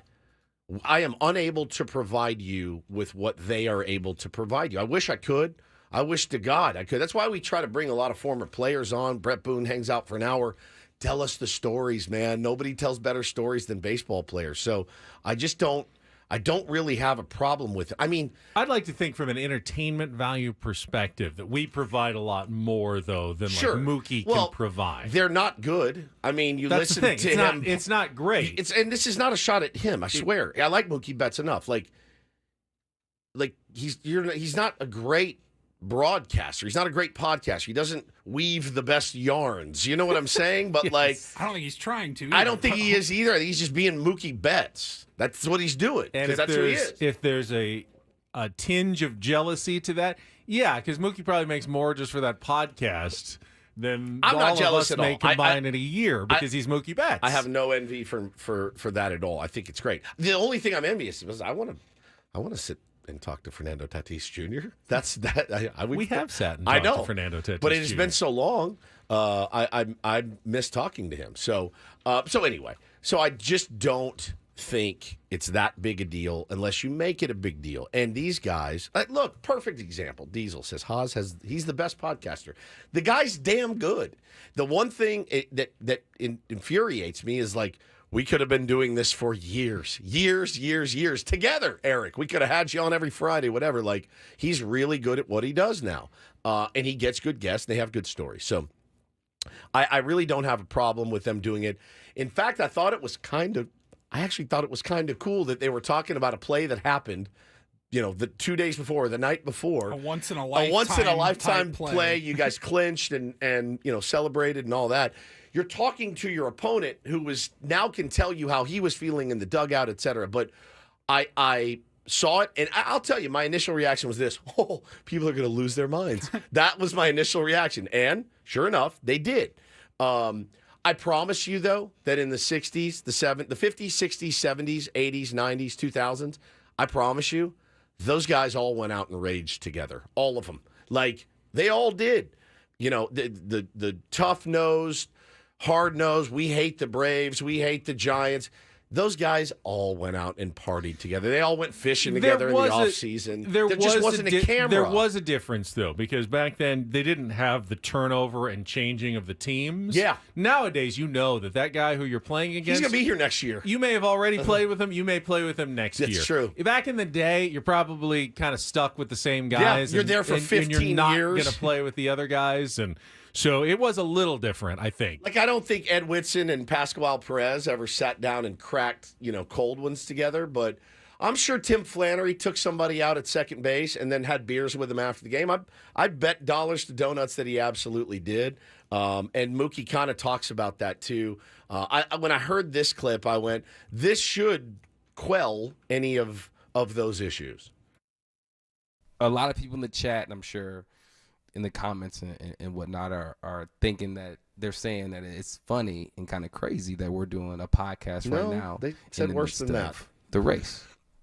And so my take on it, and I'll let you talk, but my take on it is during the game, we'll be fighting to win the game. That's a given. That's between the lines, right? But I think I may have said it before, the brotherhood that's created playing this game is what you'll always remember. Mm-hmm. Yeah. When we get older, we're going to always remember Tatis as a great player, right? But I'm going to remember who you were. Yeah. The person that you are, how you treated me, our relationship more than the baseball stuff. And so for me, right now, we're living a normal life. Yeah, it's fire. This is a normal. Now, when the game starts, yeah, we're fighting. We're fighting, right? And so I want to hear your take on it. What do you think about it? I definitely appreciate this. Because you said, like you mentioned, this is what we're gonna take. This one, we're gonna remember the home runs and the hits, and all that is pretty. But the people that you meet on the way, that. I like this at the same time, so many different backgrounds, but at the same time, also so similar, and very similar. Yeah, very similar, and sharing stories and having that respect for that guy, how much of hard work you need to do to be in the place that you are at. That's it. And that's all you need. I mean, that part to me was a kind of a respect game type situation. Man, I know what you had to do to get here because I had to do the same thing. I know listen, I get it.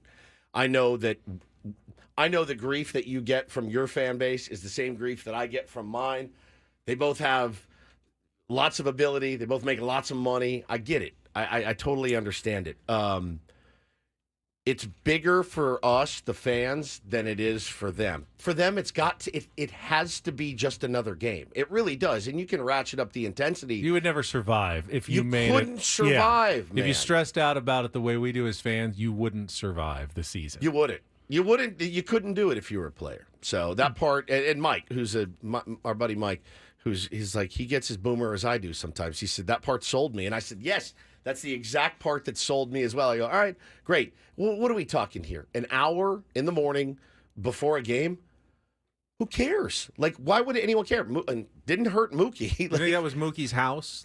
in front of his fireplace. Either They that look or like in a living room, or like was his it a podcast set? studio. Like a set they have. Bro, it wouldn't surprise me if it was in Dodger Stadium somewhere. You know what I mean? Wherever Like, it was very bright because Yeah, it they're was good. both wearing sunglasses indoors. That's a choice, I think. We should have a light. should we be wearing sunglasses? Are we doing it wrong? I feel like that's such a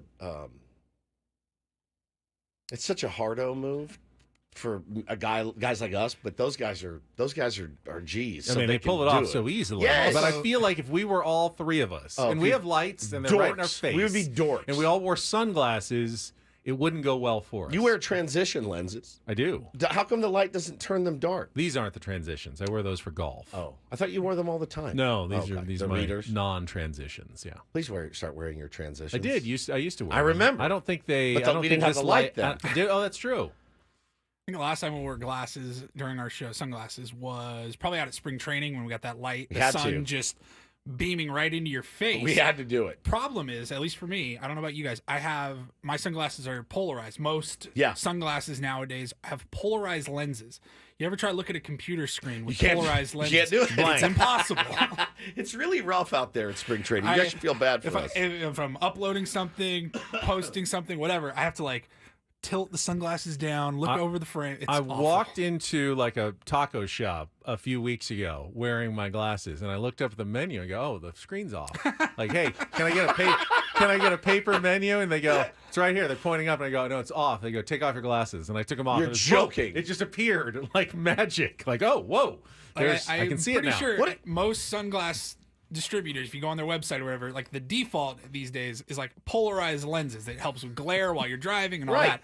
But it makes it impossible to see a screen. Now, it begs the other question, too. You see it a lot on stage. Your favorite front man walks out, and he's got shades on, and he's in a dark venue.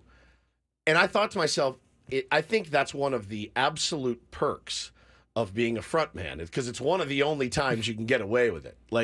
Throwing them on. Now, there's lights. I would assume they're hiding their bloodshot eyes from all and the their booze rock and roll drugs. Yes, lifestyle. yes, That's why they're 100%. wearing the sunglasses. But that part, man, being able to walk on stage in your shades and, rip the mic, I always thought that's pretty cool. We need to show everyone how clear-eyed and sober we are in the morning. So that's you true. want to see our eyes. I don't feel sober, but I absolutely did not drink a lick last night. All right, I have come up with the most bizarre scenario possible. It's not one you want, Padres fans, but Okay. it certainly is in the realm of possibility. This is a chance to explore the space a little bit. We can check that right after traffic here on 97.3 The Fan. From the 97.3 The Fan Traffic Center, here's Kelly Danick.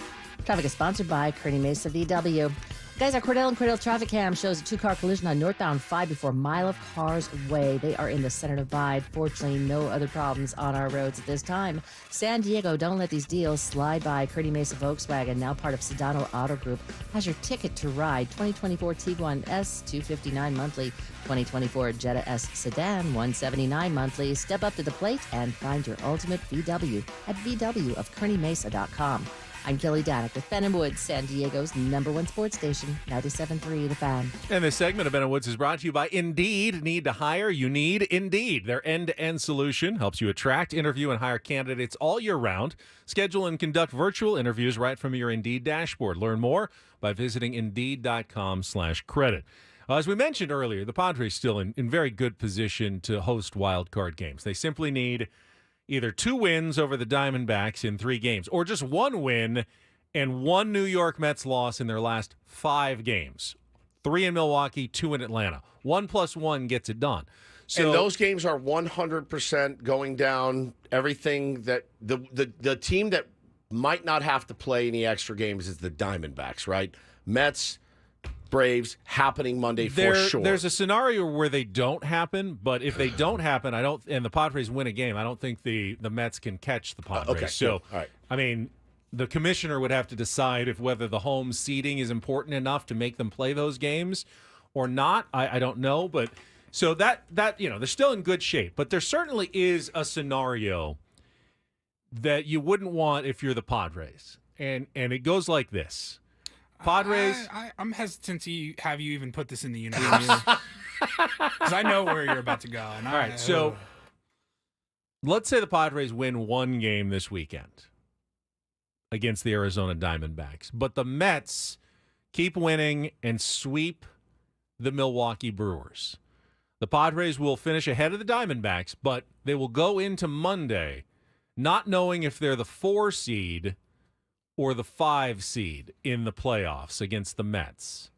And if they play that doubleheader, even if we win a game, you're saying if we win exactly one game, but the Mets win all 3, the Mets would go into that doubleheader if they swept.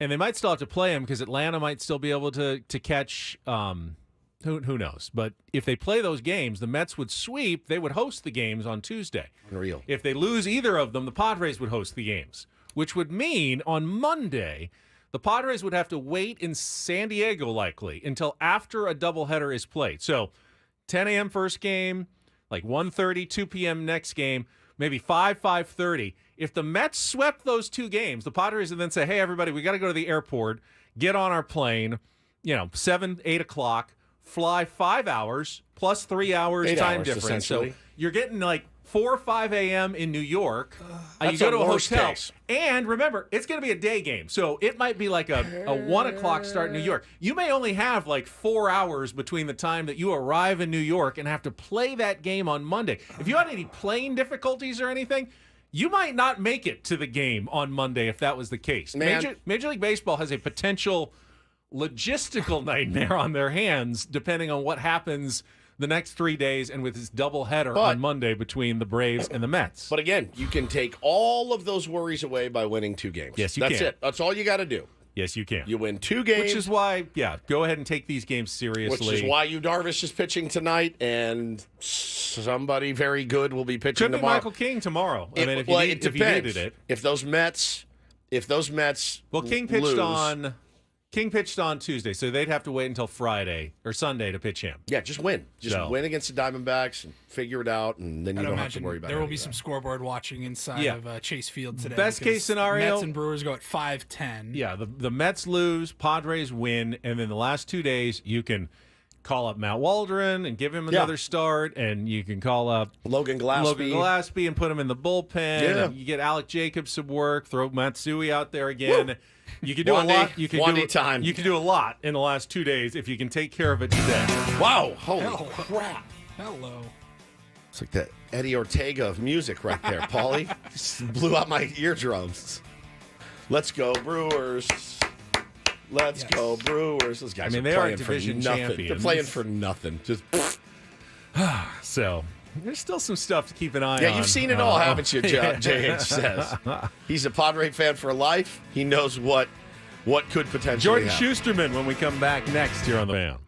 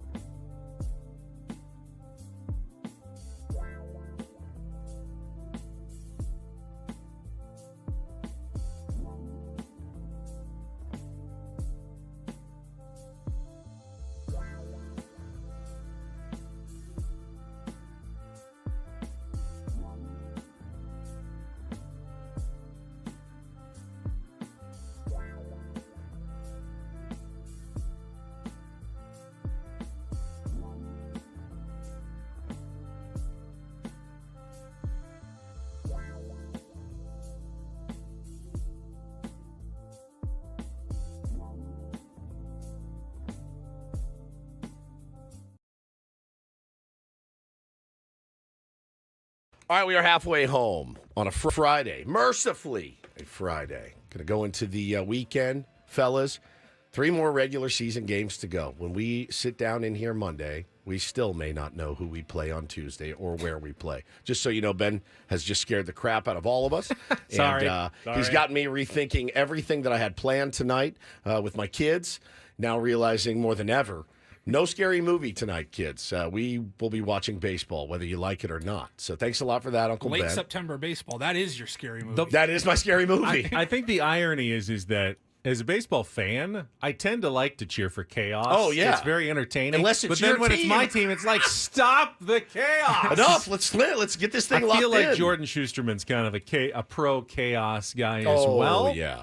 It is time for our weekly Cespedes Family Barbecue chat, and there he is, Jordan Shusterman from Cespedes Family Barbecue and Yahoo Sports, and our segment that is brought to you by Grand Ole Barbecue. Good Friday morning to you, Jordan. Are you a chaos fan? You know, I'm rethinking my status as a chaos fan, considering these scenarios that are in play.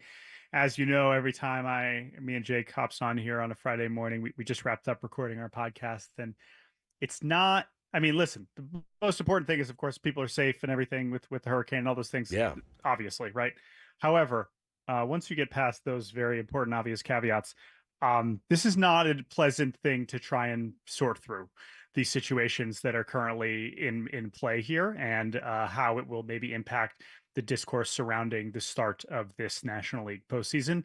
But I heard you just say you were worried about where the Padres are going to play. Well, Yeah. Come on, guys. Are we that concerned about that? Why? Because tiebreakers, you get swept because Arizona has so much to play for, and you don't have anything to play for. No, but if the Padres win one and the Mets keep winning, the Padres could still be passed by the Mets on that last day if they swept the doubleheader, which means they Okay. wouldn't know where they're going until the last minute. And they might have to stand by waiting to jet off to New York like late Monday to play on Tuesday.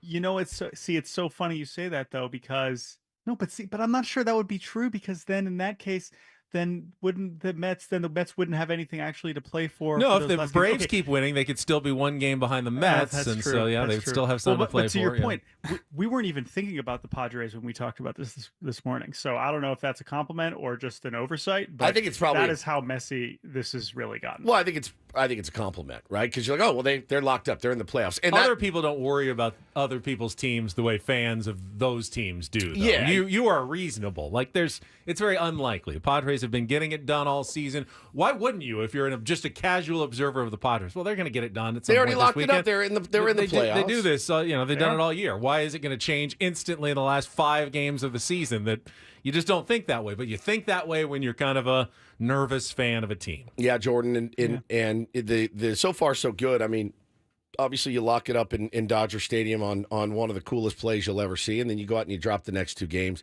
And listen, knowing that you wrapped it up gives you a little bit of a sense. You always want to beat the teams that you don't like and don't like you, certainly, but you do get the sense maybe these teams run into each other again, and in a long series, who knows what can happen. I wanted to ask you, though, about a couple of topics today. Number one, did I see this stat right? And again, I'm not trying to rub it in here.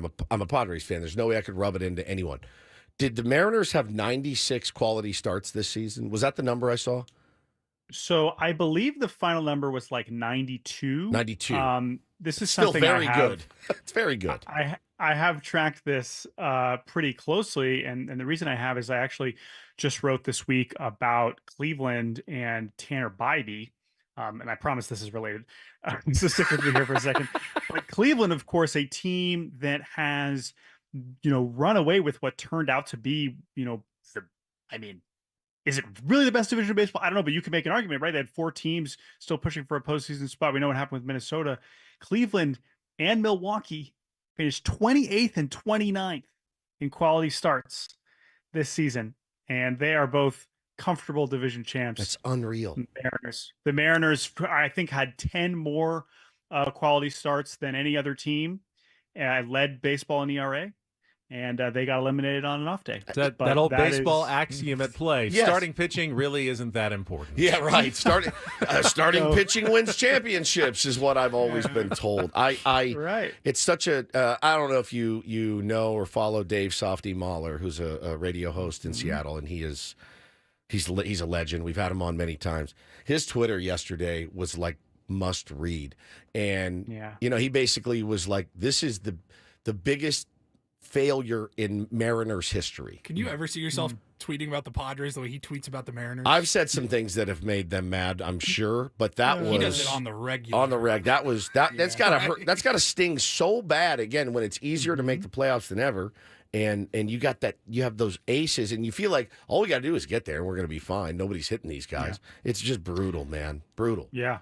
I don't know if it's better or worse that they've had one of the best offenses in baseball in September. It's probably worse. Like, does that make it, like, honestly, as someone who cares about this team, I was like, can you just roll over and be done? Like, I thought they were heading towards what would have been a 5th time being eliminated in the final weekend in the last 10 years.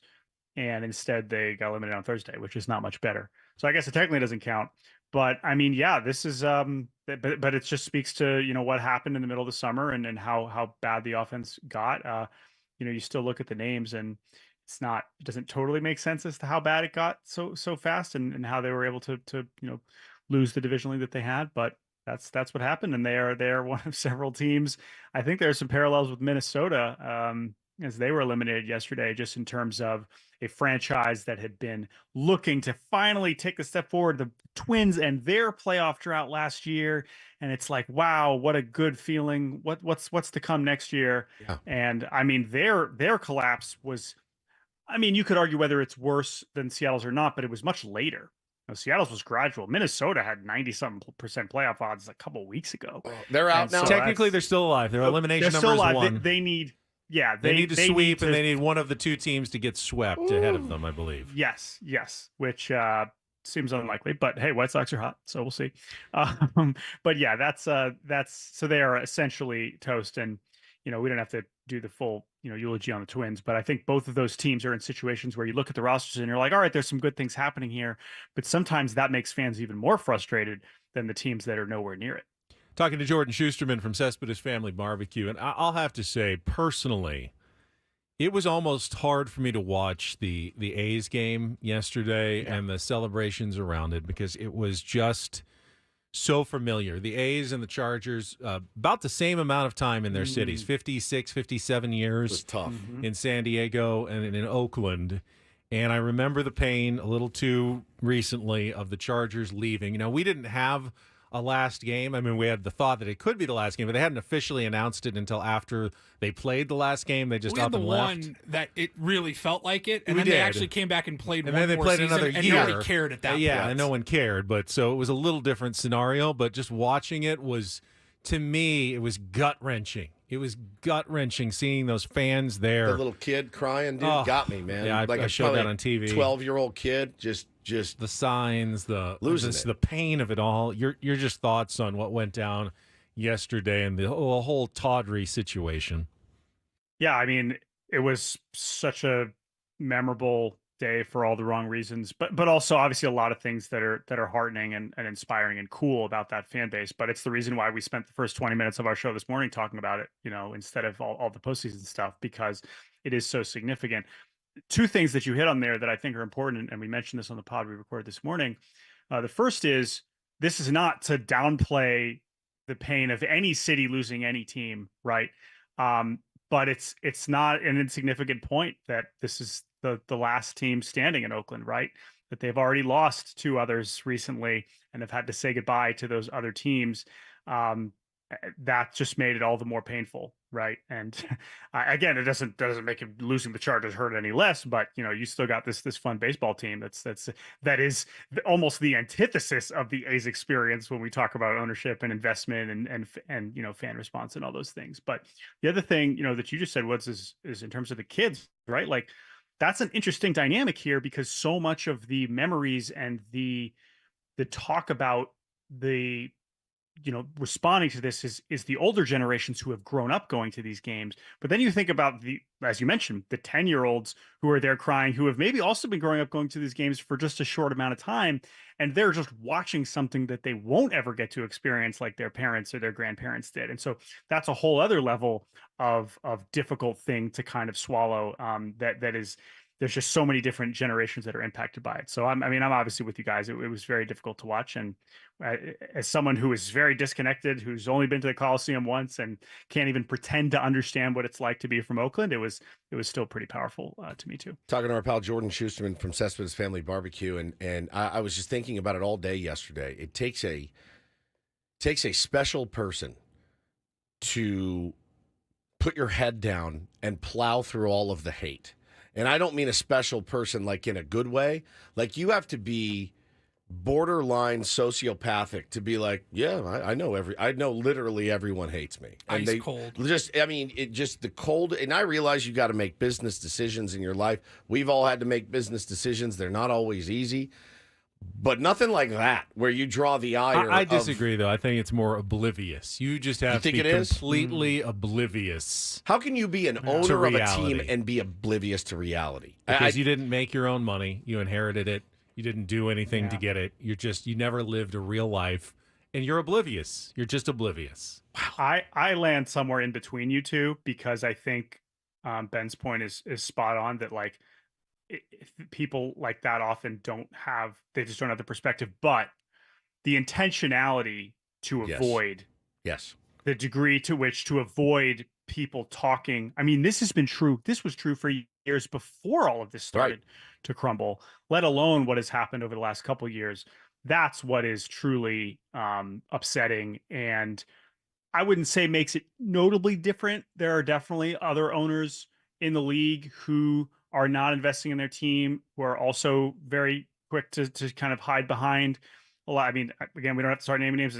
They're not the only one, but obviously in this case, it is a pretty special level of special, as you said, in the worst way possible, level of greed and intense commitment to just plowing ahead.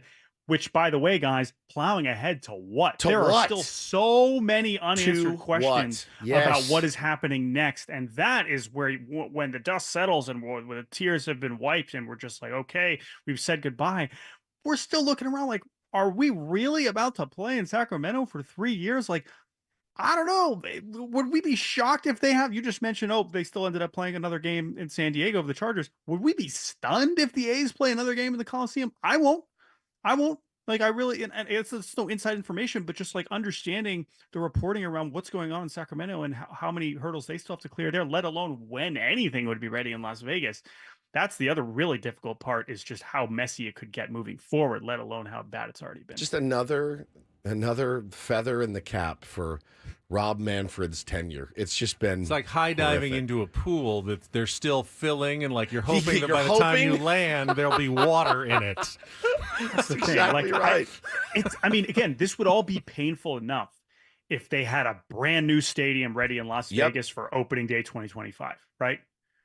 But with multiple years of unknowns ahead of us, that's what is even more insulting, I think, about the just as you mentioned, plowing through to make sure something happens that we don't even know what it is.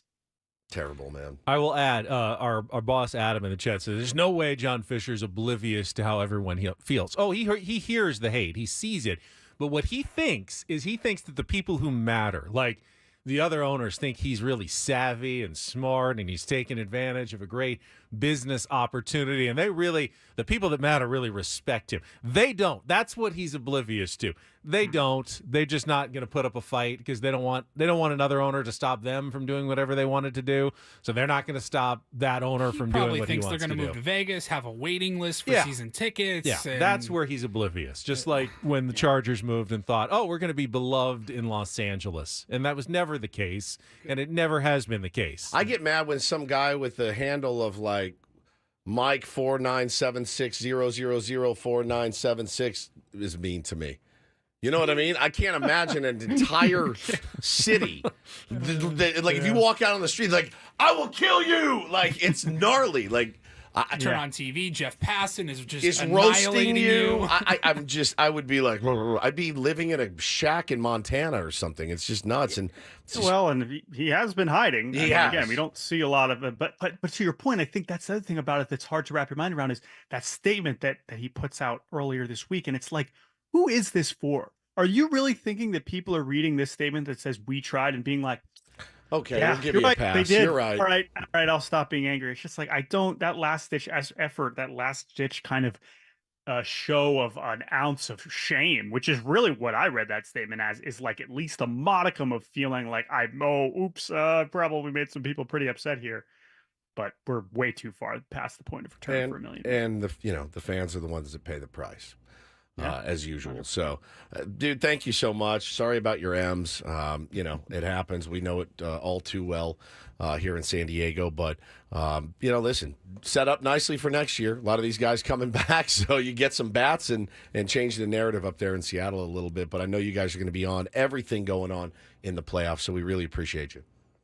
Absolutely. Always fun, guys. Thanks, Talk to you soon. Jordan Shusterman, Cespedes Family Barbecue, our weekly segment brought to you by our friends at Grand Ole Barbecue in North Park, Flint Springs, and at the ballpark. Try the brisket. It is absolutely amazing. And I feel some empathy for the people who had to work it all through that season. Oh, dude. Mark Kotze's of the world. Yeah, like players, the players, broadcasters. Our beloved Jessica Kleinschmidt, Dallas Braden, Jenny Kavnar. These are all people we know. If you really want to be hardcore, you should go, well, they should all just quit in protest and show that they're not on board with this. They shouldn't work for the A's. It's not that simple. You wouldn't do it if you had a family to support.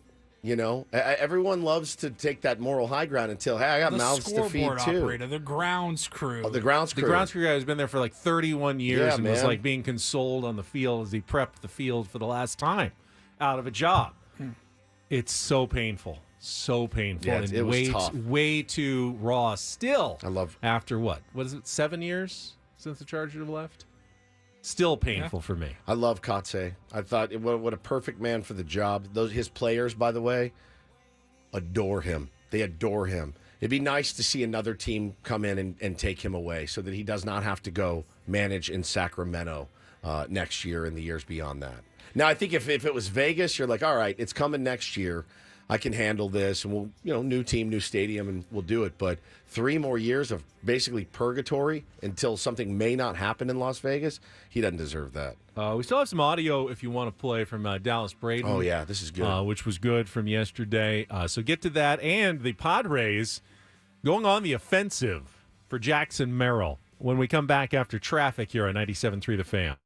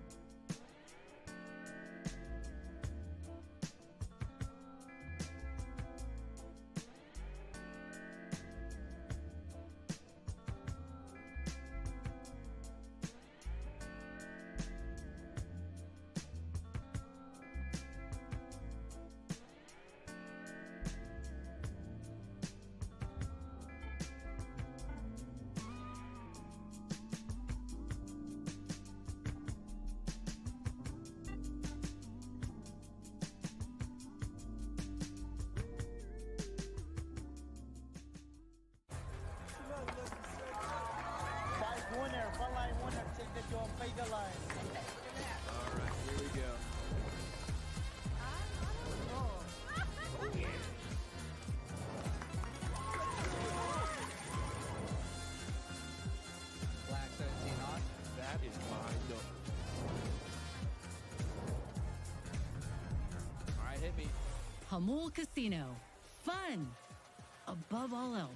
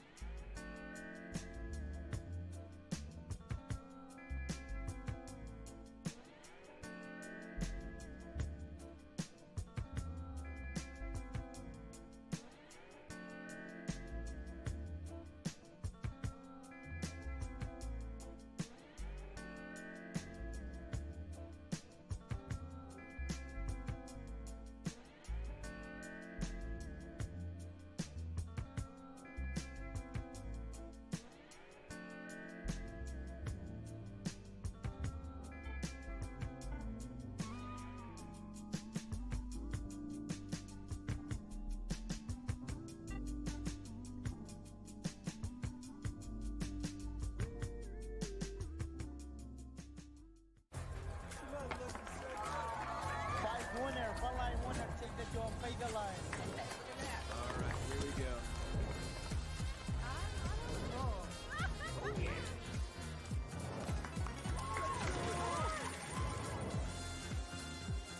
Black 17 on. That is my number. All right, hit me. Hamul Casino. Fun above all else.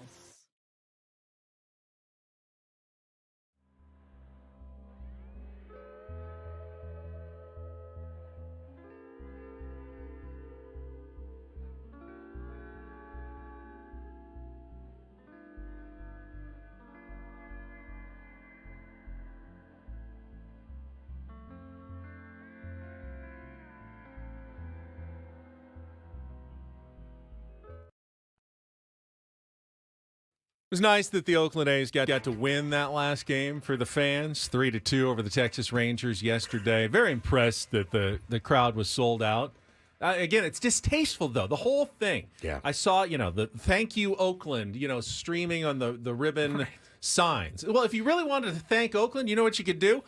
Don't move the team. Keep them there. Don't act like you're appreciating your fans while you're stabbing them in the back with your other hand.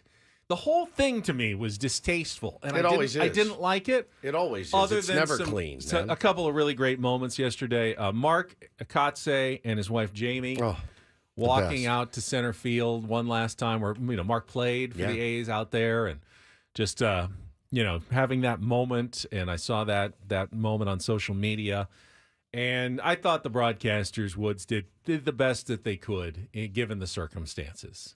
All year. I talked to Jessica Kleinschmidt a couple months ago. I did a little hit for her, talking about Padres and talked to her kind of off the record, not off the record, but off the air about how difficult has it been. She's like, it's been very, very difficult. You hear what everyone's saying, and but you want a job. You want to keep a job, and you want to pay your bills, and this is your life's passion. And I don't fault Dallas Braden, Jenny Kavnar, Jessica Kleinschmidt, Mark Kotze, any of the players that are just out there doing their jobs every day. It falls on a couple of different people. It falls on John Fisher, and it ultimately falls on Rob Manfred, and his desire to please every owner, even when there's no plan in place. If there's a plan in place, we're talking about a different story altogether. Still, not a great story at all. But if there's Rob, look, I've got financing for this stadium. We're breaking ground. We got construction. I've got season tickets already ready to go, blah, blah, blah. There's none of that. From what I've understood, it would be pretty easy. There would be buyers for the team that want to keep the team in Oakland and would likely be able to find a stadium solution that are not named John Fisher. The problem is that no owner in sports, unless there's a giant scandal like Donald Sterling, no owner ever wants to force out another owner. You know why? It happened to you. They don't want it to happen to them. So, they will turn their backs on the fans in order to make sure that they're never the next guy in the crosshairs. If we do it to you, well, then it could happen to me. So they never say, you're out. But would it be better for baseball if John Fisher was out? Of course. Bob Nutting, of course. yes. It would be Dick better Manfart, yes. if they were out. But they're never going to just say, you have to sell your team, because that then opens them up to someone else saying, well, you know what?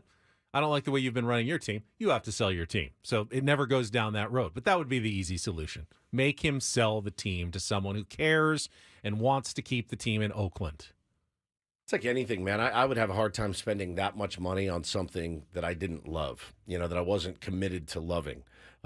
Committed to. Like, if I'm spending that much money on a baseball team, that's my team. And I'm going to break my back and my neck to make sure we win, at taking money out of my pocket, absolutely. Like, I want to win. That's what you're in that game for. And once you're in it to just make money, that's where you lose it a little bit. But I just think, there are certain people that are meant to be owners and certain people that aren't. But it's not like you can vet them and be like, how much do you really desire winning? It just, listen, there's a part of me that also sees when teams make decisions and you go, I don't like it, but I get it. I don't like it, but I get it. Cutting this guy or whatever. Like, you have to make business decisions as well. It's not an easy thing to do, being the owner of a team, certainly, but just don't know how you lay your head down at night going, just ripped the soul out of an entire city and a sport that they love. And Peter Seidler, of course, did it so well. Yeah.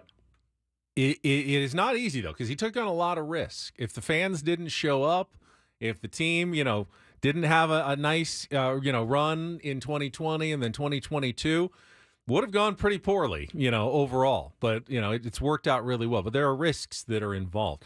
Now, Dallas Braden, is he going to go to Sacramento? Have they said what they're going to do, like some of these people with the team and the A's? I got to wonder, a lot of times, very similar to what happened here. Are broadcasters for the Chargers going to move up there? Right. You know what I mean? Like, are you a San Diego Charger or are you a Charger? Right. Is Dallas Braden an Oakland A or is he an A? Right. And it's tough.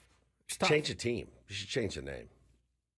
Well, they're just going to be the A's. The A. Well, you should change that. Well, I think they should. Like they did with the Browns. Yeah, be the Grizzly Bears or something. Just save the name for the city. If there ever is an expansion team comes back, they can come back as the A's.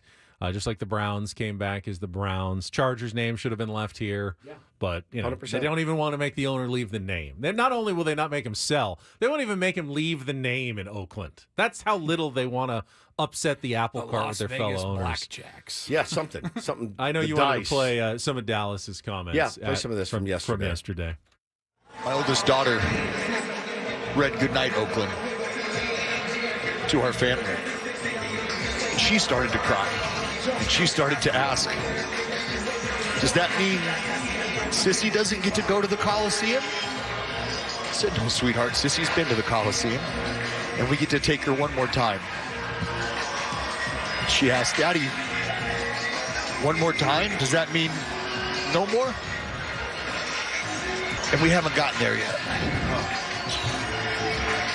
This is the lasting image that I think a lot are going to take from this place, your girls included, who got to soak up one last game today, and that's this crowd, this sold-out, passionate crowd. Amazing, man. Absolutely amazing. You know the Good Night books? Good Night Moon. We've got all the... Oh, my parents read them to me many times when I was little. Good night, Ben. Good night, stars. So sweet. Good night, clock. I'm going to do Chat GPT and see if they'll write a Good Night, Ben and Woods book for us, and we can read it to our kids. And you guys, tier ones, you can read it to your children. Good night, Ben and Woods. With Ben in his kerchief and Woods in his cap. That's that's Christmas song. It's a Christmas thing. All right, I still want to get to Jackson Merrill. There does seem to be a troubling late push again toward Paul Skeens on the Rookie of the Year, and the Padres are pushing back. Get to that and a Reindl Report, some headlines coming up before Trevor Hoffman joins us at the top of the hour. Do not go anywhere. The Hall of Fame closer joining Ben and Woods coming up on San Diego's #1 sports station, 97.3 The Fan.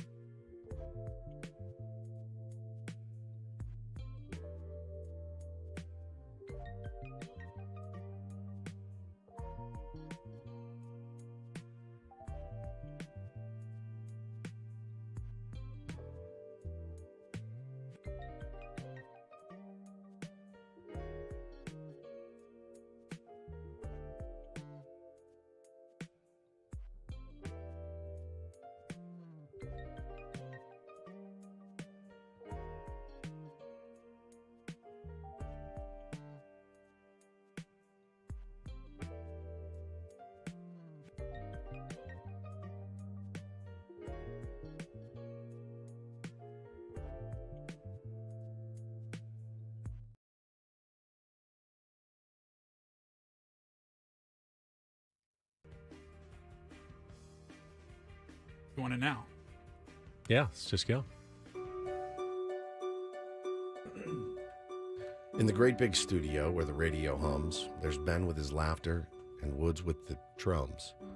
Good night, bright microphones. Good night, comfy chairs. Good night, all the listeners who send in their prayers. Good night, baseball season with players and games. Good night, home runs soaring and cheers that we claim. Good night, little bobbleheads on the shelves up high. Good night, all the stories that make our hearts fly. Good night, clever banter and jokes that we share. Good night, inside secrets and the fun that we dare. Good night, sunny mornings with coffee in hand. Good night, sweet reflections on life's wild demand. Good night, clever callers with thoughts of their own. Good night, every whisper in our radio home. Good night, Ben and Woods, as the evening drifts by. Good night to the laughter under the soft sky. Good night, dear listeners, with dreams bright and bold. We'll see you tomorrow, Monday, for Stories Retold. Sleepy? You sleepy? You sleepy? Night-night, Ben. Night-night. You're good at that. I was thinking You've had more recent practice. Than maybe I would have the better good night Ben and Woods voice. Why but did you think that? Well, you've just kind of got that. Because you're a massive egomaniac. Better than I thought. I mean, normally people say you've got a really nice voice, Ben. Oh, do they? Yeah, I get that a lot. All right. But you did a really nice job. I read a lot of bedtime stories. You wrote all of that. That didn't suck nearly as bad as I assumed it was going to with you reading it. It's always like he's like the Dave Roberts in here. He's like, well, I mean, they didn't beat us, we beat ourselves. I mean, it's just can never just say that was really good, man. I told you I was impressed. I bet your kids fall asleep without any problems every single night. Most of the time they do. But yeah, we read every night. So it's fun now because my 6-year-old is actually reading, and that's actually the fun part. He reads to me, which is way better. But yeah, the old good night, Ben and Woods. We can put it in the merch store if you want. Saw someone in our chat who said, well, with Jackson Merrill slumping and Paul Skeens continuing on a roll, has the tide shifted back? I didn't notice a Jackson Merrill slump. I mean, he went 0 for yesterday, but he scorched the ball. I mean, he's still Jackson Merrill. He's hitting 290 something. I mean, the numbers are still there. Yeah, correct? I saw the same comment, and I go, have I been watching? I mean, he's not Shohei right now, but nobody is, and I'm looking at his game logs: 2 hits, 1 hit, 2 hits. He's whatever. It's I don't see a. So the rise is slumping. I did That's a click slump. on The Athletic this morning. Jason Stark had all his award winners. He picked Skeens over Merrill. Now, he doesn't have a Rookie of the Year vote. He has a Cy Young vote, I believe. But it seems like I've seen a couple of Skeens over Merrill picks recently. It's going to be close. And with that in mind, the Padres went on the offensive yesterday. Social media, sending out like email blasts across to media across the country, basically pitching Jackson Merrill for Rookie of the Year. Like, this is when the baseball writers will cast their votes this weekend. And This is it? Yeah. When will we know the results? Not until after the season's over. But it'll be done. You can't change your vote after this weekend. They will send them in by Sunday night, and they will have decided who the Rookie of the Year is. So they sent out an email yesterday pointing out that entering today, Jackson Merrill's 5.1 FWAR ranks 20th in the majors, leads all Major League rookies ahead of Paul Skeens' 4.2 FWAR. That ranks 35th in the majors, second among rookies. Merrill leads all MLB rookies in games played, average, home runs, RBI, slugging, OPS, total bases, total hits, and extra base hits. He also ranks in the 90th plus percentile in several advanced metrics league-wide, including XBA, X-Slug, XWOBA, fielding outs above average, and arm strength. He has played 100 and now 56 games after yesterday. Paul Skeens has played 22. It's not necessarily Paul Skeens' fault. He's a pitcher. That's what he's supposed to do. He wasn't called up until May. I still think you have to give it to Jackson Merrill, but people are starting to slide back into the Skeens camp. And I think it's going to be incredibly close when the final vote's in. I do too. And he's nasty, but I really don't care. I don't care. I only care because I want the Padres to get that draft pick. And that's probably why they're going on the offensive, by the way. AJ Preller, hey, we get a draft pick. Hey, PR department, can you do whatever you can to sway the voters at the last minute? Because we want that additional compensatory pick at the end of the first round. Pirates don't get it. They didn't bring Skeens up at the beginning of the season. Yeah. Padres would get it if Jackson Merrill wins Rookie of the Year. Yeah. Just want to win playoff games. That's what I want. And Jackson does too, so I'm good with it.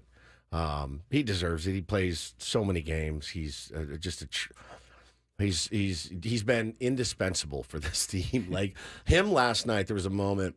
David Peralta thinks that it's a foul ball down the line when he's running first to third, and time was called, thank God, but he started to run back. It was a ground to rule double, first. so the time was called. So he starts to run back to first. Jackson Merrill, 21-year-old rookie, is looking at 36-year-old David Peralta, pointing at his head. Use your head. Hey, smarten up, bud. Giving him the freight train. Use your head. It's amazing. It's amazing what he's done. I think he's energized everybody in that clubhouse, and he's a leader on that team. No question about it. It's partly his team. I mean, if he talks, those guys are going to listen because he does it the right way every single day, and he's out there every single day. He's learning from veterans how to post every single day, take care of his body every single day, make adjustments on the fly. He's elite. Paul Skeens is also very elite. Paul Skeens will be watching. I love Paul Skeens. Paul Skeens will be watching the playoffs with his very attractive girlfriend in Cabo San Lucas. Jackson Merrill will be playing in the playoffs. I think you have to take that into account. I agree. All right, Trevor Hoffman coming up in 15 minutes. Go. Between now and then, we turn things over to Paulie right after traffic here on 97.3 The Fan. From the 97.3 The Fan Traffic Center, here's Kelly Danick. Traffic is sponsored by MTS, reminding that trolleys run every 15 minutes or better. Well, happy to report no incidents or accidents this time around, guys. In fact, looks like things are starting to wind down pretty nicely around the county. Just a reminder, today is the first day of the Miramar Air Show. So, yeah, that's some exciting stuff. If you want to see all the acrobatics, please don't even think about stopping along one of the freeways to watch. Yeah, go to the actual air show, because if you try stopping on the freeway, you might be ticketed for that. Don't let traffic drag your day down, whether headed to the office or game day. Go the easy way with MTS. Trolleys run every 15 minutes or better throughout the day. Learn more and plan your trolley trip at sdmts.com. That's SDMTS.com. I'm Kelly Danick with Ben and Wood, San Diego's #1 sports station, 97.3 The Fan. And get things started here with our today's edition of the Reindl Report. Now tuned into the greatest. Welcome to the Reindl Report with Paul Reindl. Hi, Paul. All right. 2 stories from the world of sports that we haven't gotten to yet. We'll start off in Major League Baseball. And 1 story that you didn't know you needed. Are you laughing, biatch? It's the Reindl Report Hey, Paul, how you doing? Okay, how are you? on 97.3 The Fan. Are you ready to bless the mood? I need some help, please. That was good. Can I get a oh yeah? Oh yeah. All right. All right. All right. Good morning. Morning. There was football on last night. Oh, there was. Did you I guys watched a little bit. I watched guys watch any? a touch. Thursday night It wasn't a great football, game. Giants hosting the Cowboys. Yeah. I missed all of that game. I had the Cowboys -5.5, and they It won was by 20-15. Won by 5. Missed a field goal there. I got some ESPN fantasy sports notifications on my phone because Yeah. CeeDee Lamb playing. CeeDee I He's noticed nuts. who was taking on each other in the fantasy league this week. Who is it? You and you. Oh, it's me v you. And the Oh, Rowley great. Roaches Well, suck against the Dorcher Chamber. The Dorcher Chamber. I am going up against my nemesis, Derek Togerson, this week. So I had Dak yesterday. He was okay. I mean, Nobody 2 cares. touchdown No one passes. cares at all. Not even slightly. Not even when you two are playing each other in fantasy. No, you don't even no. realize it. Did you neither of you know who you were playing? I had no idea. Wow, you really take this not that seriously. Correct. Told you I wouldn't. Fair enough. You did. You were transparent about that. So, yeah, Thursday night football. There's your Cowboys won. Cowboys won. I think Benny. Speaking of football, 9:00 hour. You're gonna give us a Ben's Ultimate Saturday Indeed, viewing I will. schedule. Indeed, I will get you ready for tomorrow before the Padres game. Lots of college football watching to be done. Beautiful. Some really Perfect. good games tomorrow, actually. All right, I got 2 more stories, and I had Woods in mind for both of them, actually. So we will start with NBA Media Day. Oh, my favorite. I didn't miss it. I didn't. How come miss we're not a broadcasting second. live from Oh. NBA Media Day as we traditionally do? What team would we do? Oh, they can't just do a generic NBA Media No, Day for everybody? Every team has their own media day.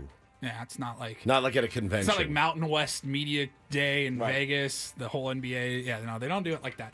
No, the reason I'm bringing this up is because I just got some funny audio. So Nikola Jokic, the Joker, maybe the best player in the NBA, certainly a top 3. He's also very funny. We've played clips in the past where he's like, I don't want to go to parade. I just want to go home and be I want with to my go home. horses." Yeah, he Like, just wants to be home with his horses. He's a funny guy, and there was a very funny moment when he took the podium yesterday. He was not thrilled to be there in the slightest. Nicola, welcome back. First and foremost, this is your 10th media day of your career. It's a round number. Like, what do you remember about maybe your first or second media day coming around here? Just has anything changed at all? No, every year is the same thing, and I don't know why we're doing it every year. Everything is the same, completely the same thing. So, Has maybe your Nicola, one thing that has changed on Media Day, you have a very strong beard or Rocking a goatee. goatee. I was wondering if you're planning on keeping that, and do you like the menacing look? I need more compliments, Marlon. More compliments To scare the opposition. Yes, that's changed. Yeah, but it's gonna go probably away pretty soon. That's changed, but it's probably going to go away. That's basically Nicola's version of I'm just here so I don't get fined. They would find me if I didn't come. He's I the have to be Stephen here. Woods in the NBA. He really is. I'm here at the round table today so that I don't get fined. We've done 15 of them. Nothing's changed. Nothing's changed. But he's not like a dislikable fellow. No, he's super likable. He's just super likable. He Funny just as doesn't hell. want to do the eye wash, the stupid stuff. He's like, why are we doing this? Guy just wants to play basketball. I just want to do this show. That's it. I just want to do radio with you guys. That's it. And finally, I guess it's been reported. I think we talked about this. We did a few weeks ago. I'm Lana s- Del Rey, I'm Woodsy's sick. beloved. I'm sick. She there were reports that she was dating just a regular Joe, just some he's regular guy. Paulie, he's like an alligator tour guide. Yeah, and I saw from Louisiana. Was it real, the texts that were going around of a girl that was like, "This is how I found out my dad is dating Lana Del Rey"? I think so. She's like, "Dad, is that you in this picture?" He's like, "Oh yeah, yeah." She was. She went to Louisiana, and they went on like an alligator tour, and she found the guy charming or whatever, and he doesn't look like the type to be dating a young ingenue, a very sexy, breathy little angel like her, and he got her. They're married. They got married. Yeah. So there was Reportedly. the report that she was dating him, and then that was like cold water was thrown on it, and then they found out that they got a marriage license, and then there's a picture of her dad walking her down the aisle. And I'm sitting here, and I used to tell Hannah all the time, I could get her. I swear I could get her. Jeremy Dufresne. She's 39. Jeremy Dufresne. He's 49. So 10 years apart. And they were married. Man, good for him. According to this report, they exchanged vows in, I don't know how to say, De Alamandes, Louisiana, of course. Dalamandes. Alamandes. I have no idea. Thursday. Documented in photographs and video obtained by the Daily Mail. I had a friend that texted me once, says Lana Del Rey is down here at like the saloon in Encinitas. And I was married, and I said, I would like to go down there. And I said, absolutely not. I think she knew somewhere. She knew you had a shot, actually. If this guy had a shot, I feel like all of us had a shot. Says they met in 2019 when he gave her and her friends a tour, an alligator swamp tour. He's like the Cajun guy. Like, he probably talks in that, like, Cajun. Yeah, no, come on now. You know? She's like, oh, I'm all the way in. Did he make her some gumbo? And it's just insane. The key to her heart? I think it's it's a good rule of thumb. She goes Don't ever count yourself out. She goes on red carpets, award shows. Yes, super famous. Like, huge superstar. This guy's down there, and she falls alligator for wrestling. And this is why that guy from Victorville continues to shoot his shot. He may be the next Mr. Del Rey. Jeremy, what is it, Dufresne? Yeah, Dufresne. Just killed me, man. Yeah. I saw it yesterday. I go, I'm heartbroken.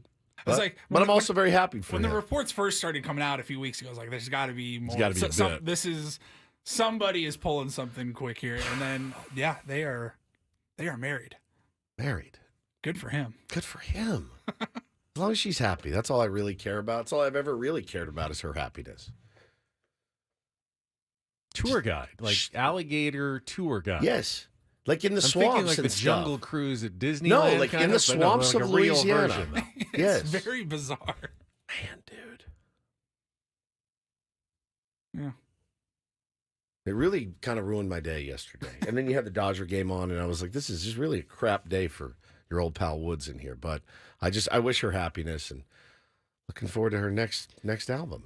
You know, something that always makes us all a little happier? Trevor Hoffman. Oh, always. Love him so much.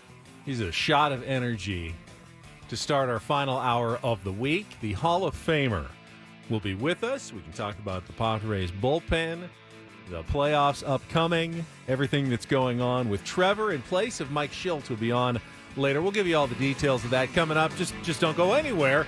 More Ben and Woods on the way on San Diego's #1 sports station, 97.3 The Fan.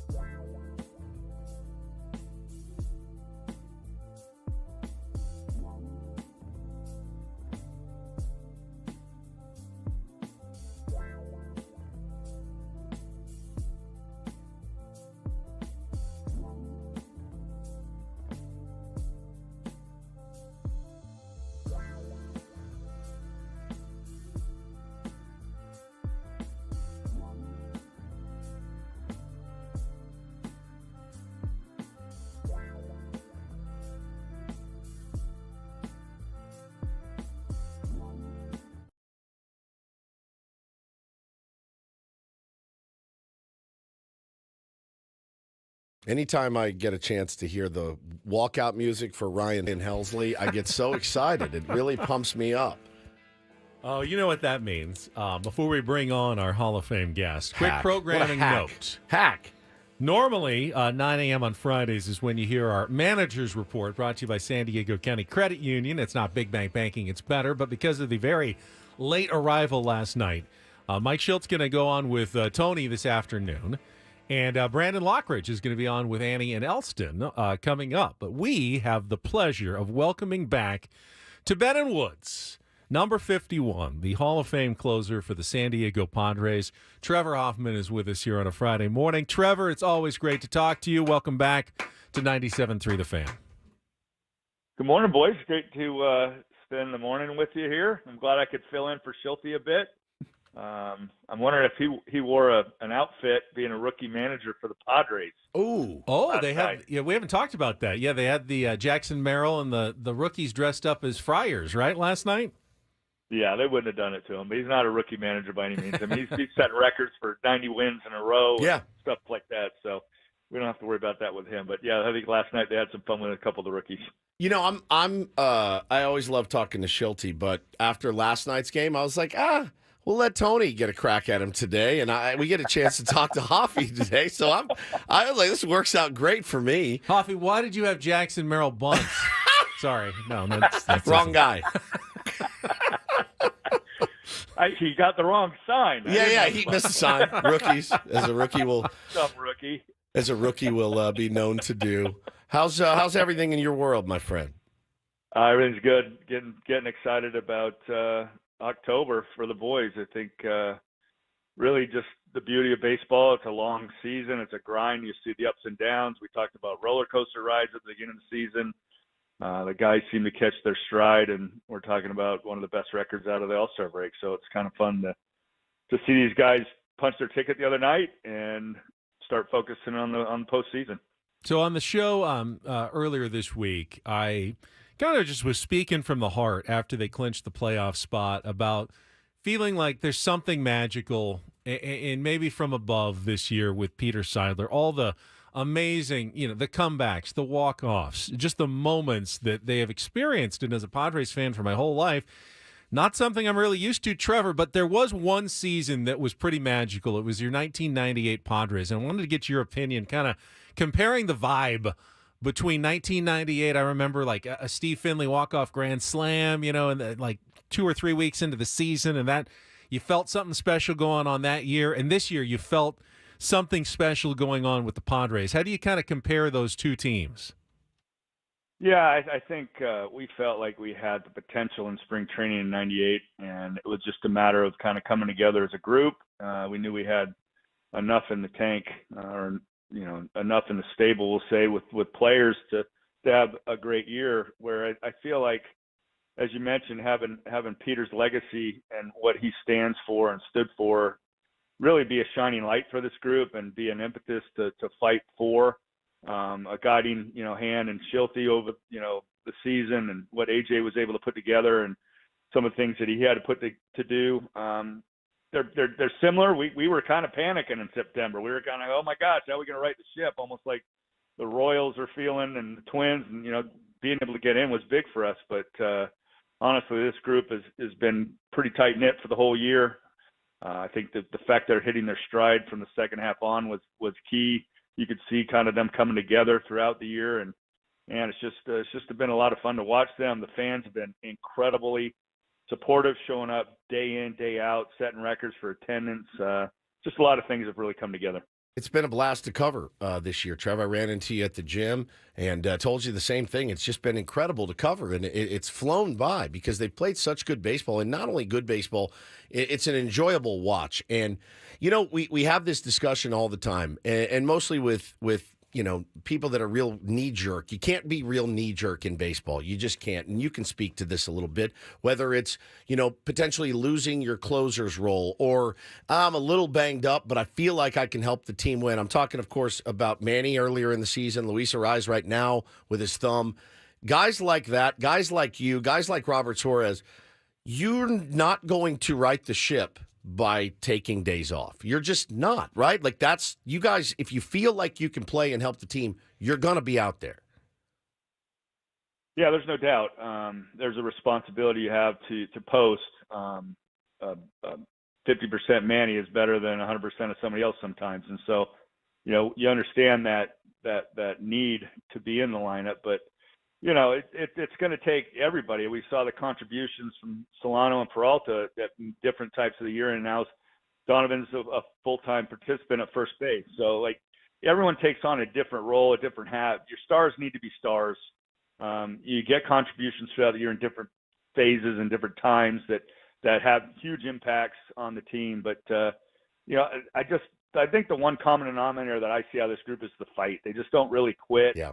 Even when they're, a few runs down late, there doesn't seem to be this panic or this, just pack up the tent, let's go home. Like, we're going to find a way to, or they're going to find a way to figure out a way to get it done. And they've done it so many times that you start to believe that. And, when you do get enough times and enough teams have seen you do that, they start to wait for that rally to come on.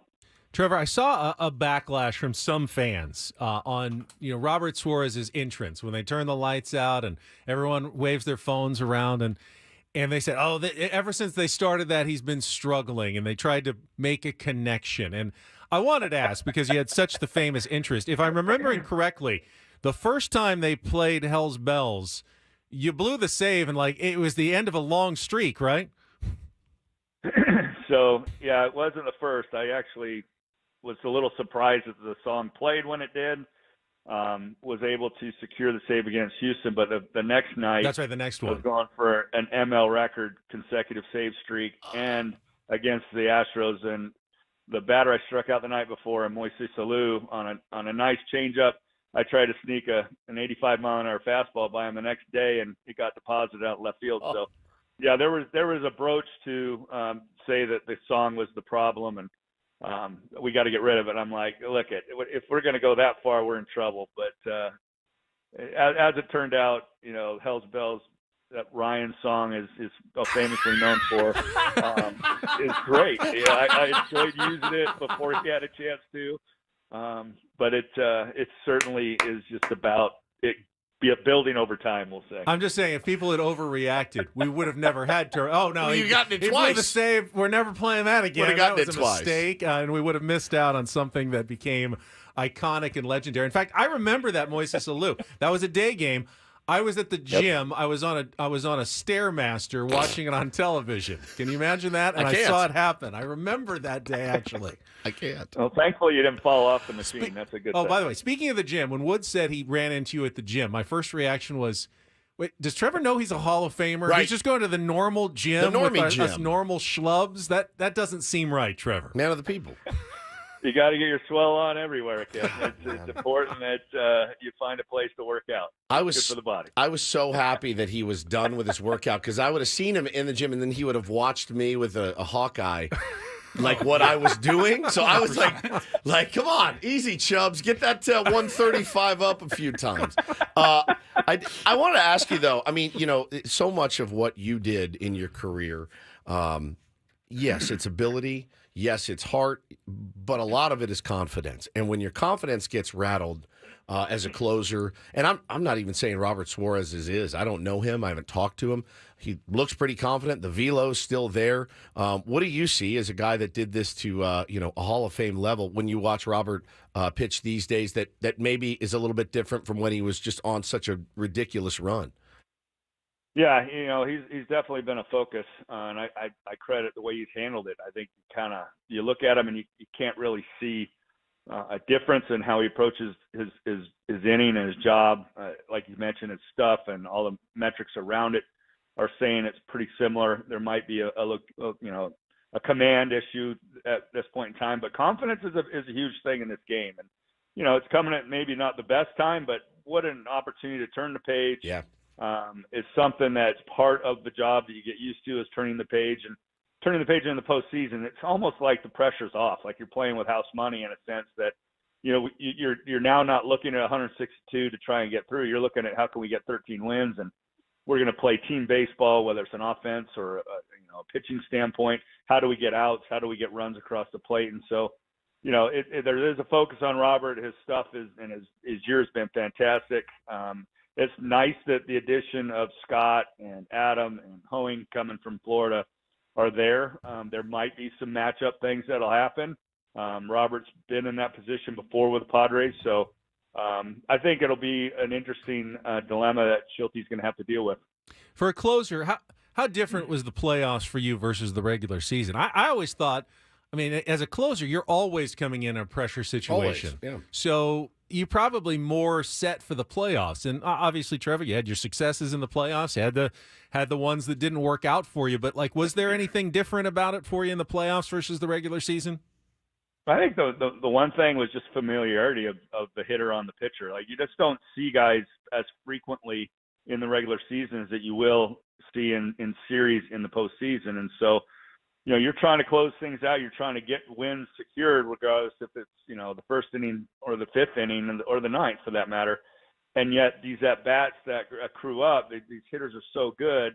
And even though guys' stuff has gotten better, that they just are able to pick up little nuances, having had an at-bat yesterday or having an at-bat in the series in game one, and now I'm seeing them in game 3 days later. It's that familiarity is something that's a little bit different. I think, it's been out there, but it's been interesting to kind of, think about Maddox's 30 for 30 and how he talked about certain at-bats that he had with a Jeff Bagwell in the regular season, and how Eddie Perez was behind the dish and didn't want him to throw a certain pitch. And he ended up going deep, and he goes, we're going to face him in the postseason. He's going to be looking for that heater. He's never going to get it. And it worked out. And there was a similar interaction with, I think, T. Gwynn, where Tony said, I'd never seen him attack me in a certain way. And it wasn't until the postseason that happened, even though Tony had a 450 average against Greg in the regular season. So it's kind of those mind games. It's how the chess game is played at certain times, and you got to be ready on the fly. Have you worked with Robert on his changeup? Because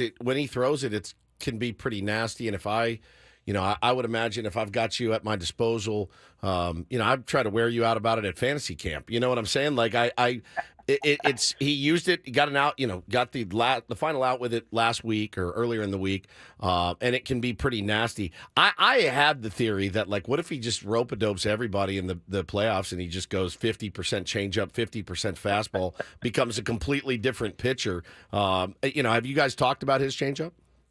We talked in spring training just about the philosophy of the pitch, and it's a plus pitch for him. There's no doubt. It's not something that maybe he's utilized throughout the year as much as maybe it will become a weapon here in the postseason, just because why mess with something that's working? Yeah. And so now that he's had a little bit of a hiccup, there might be a little bit of a change, but his bread and butter is 100-mile-an-hour heater. It's still hard to square up 100 miles an hour, and so I think he's going to be just fine. He's going to be a tremendous right-hand weapon for our bullpen late in the game, and it's going to be great to see him have success. All right, Trevor, I was looking in our YouTube chat, and we have a Tier 1 who is a Padres fan from Austria, and his name is also Trevor, and he wrote in the chat, he said, "Let's go, Trevor." He said, "The reason my parents named me Trevor." Look at that. Have you realized that you've inspired first names, apparently, among Padres fans? That's really cool. I know that my name, my mother was a big fan of Trevor Howard, the actor, and so I was named after somebody else as well. And it's a unique in a sense that it's a name that there's not 5 kids raising their hand at the beginning of the school year saying my name's Trevor and how do I move from there. But getting a chance to hear stories of kids being named after you is something special. They're not kids anymore. They're kind of young adults, so they start to feel your age a little bit, which kind of stinks. But I knew that when I was in trouble and they said my name, there wasn't another guy I could look at most of the time and say, hey, we share the same name. It's been a neat run. Well, a very common name these days, Trevor, is Jackson. Yeah, I was going to say the same thing. Jackson. Holiday, Churio, Merrill, Job just got brought up. Is every rookie in baseball a Jackson now? I've got 2 on my little league team. I got to call. By the way, one of those names is Jackson Brown. So I'm like, hey, Doctor My Eyes, get in the box, buddy. I don't.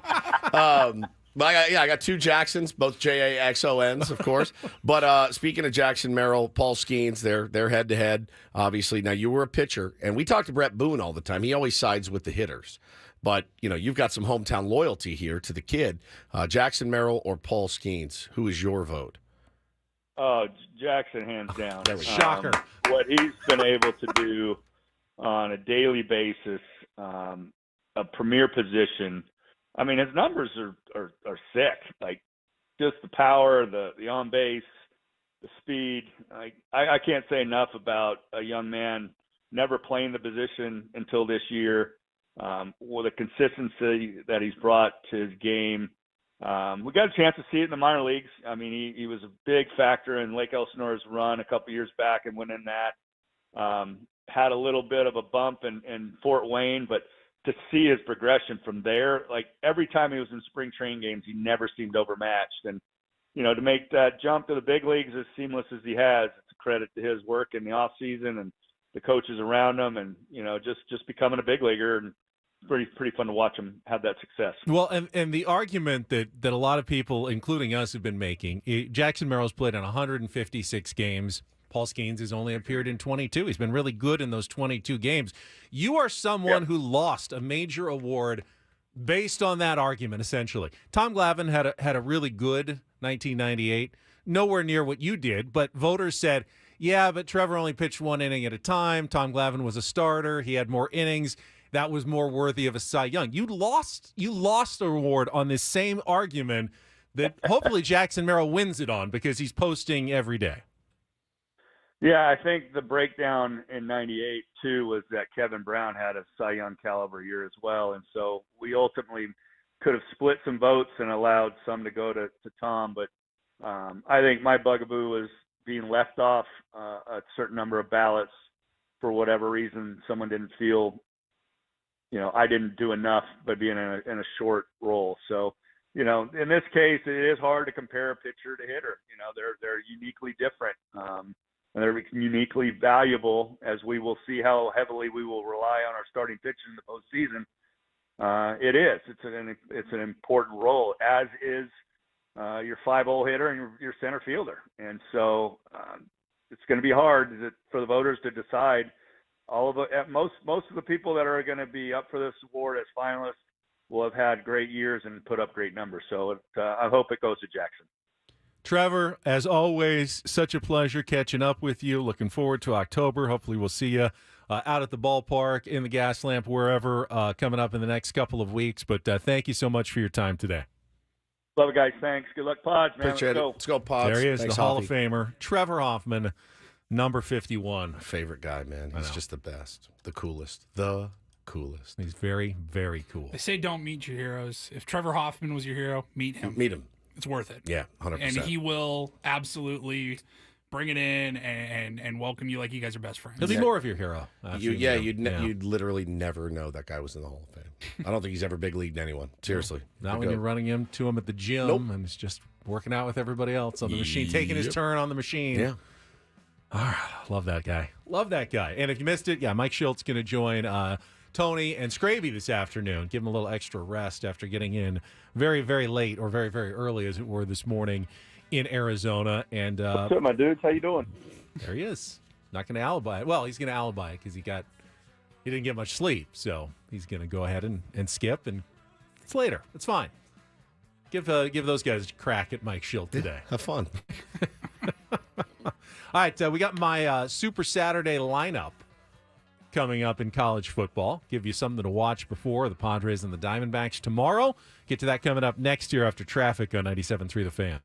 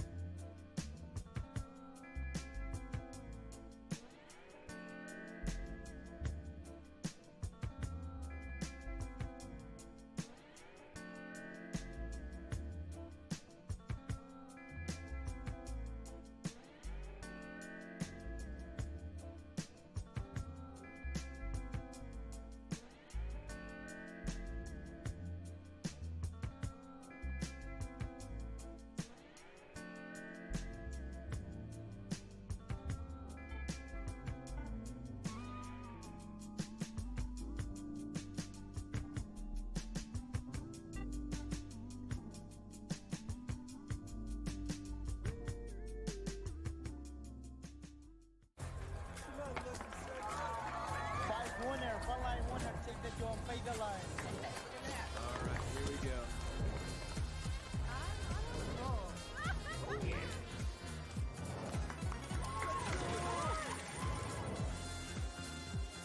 Black 13 on.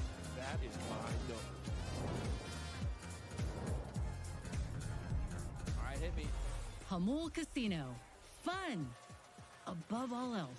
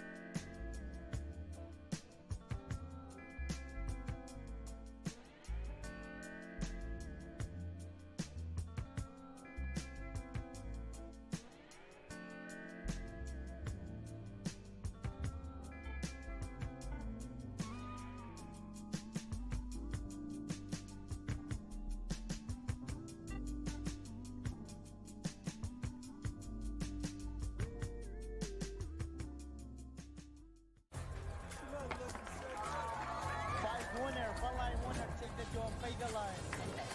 All right, here we go.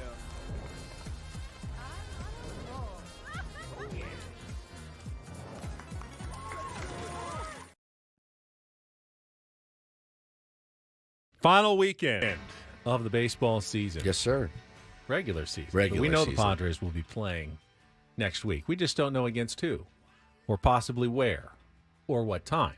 But we know everything else, that they will be playing next week. We'll talk more baseball in a couple of minutes. Thanks again to Trevor Hoffman for joining us. The Hall of Famer was fantastic as always. But since it is Friday and you do have some time to kill before the Padres play tomorrow night in Game 2 against the Diamondbacks, I have Ben's Super Saturday college football lineup for you, Woodsy. I know you love this segment. Ben's Super Saturday. Super Saturday. College football. BSSC. Super Sexy Saturday. Super Sexy Saturday college football lineup.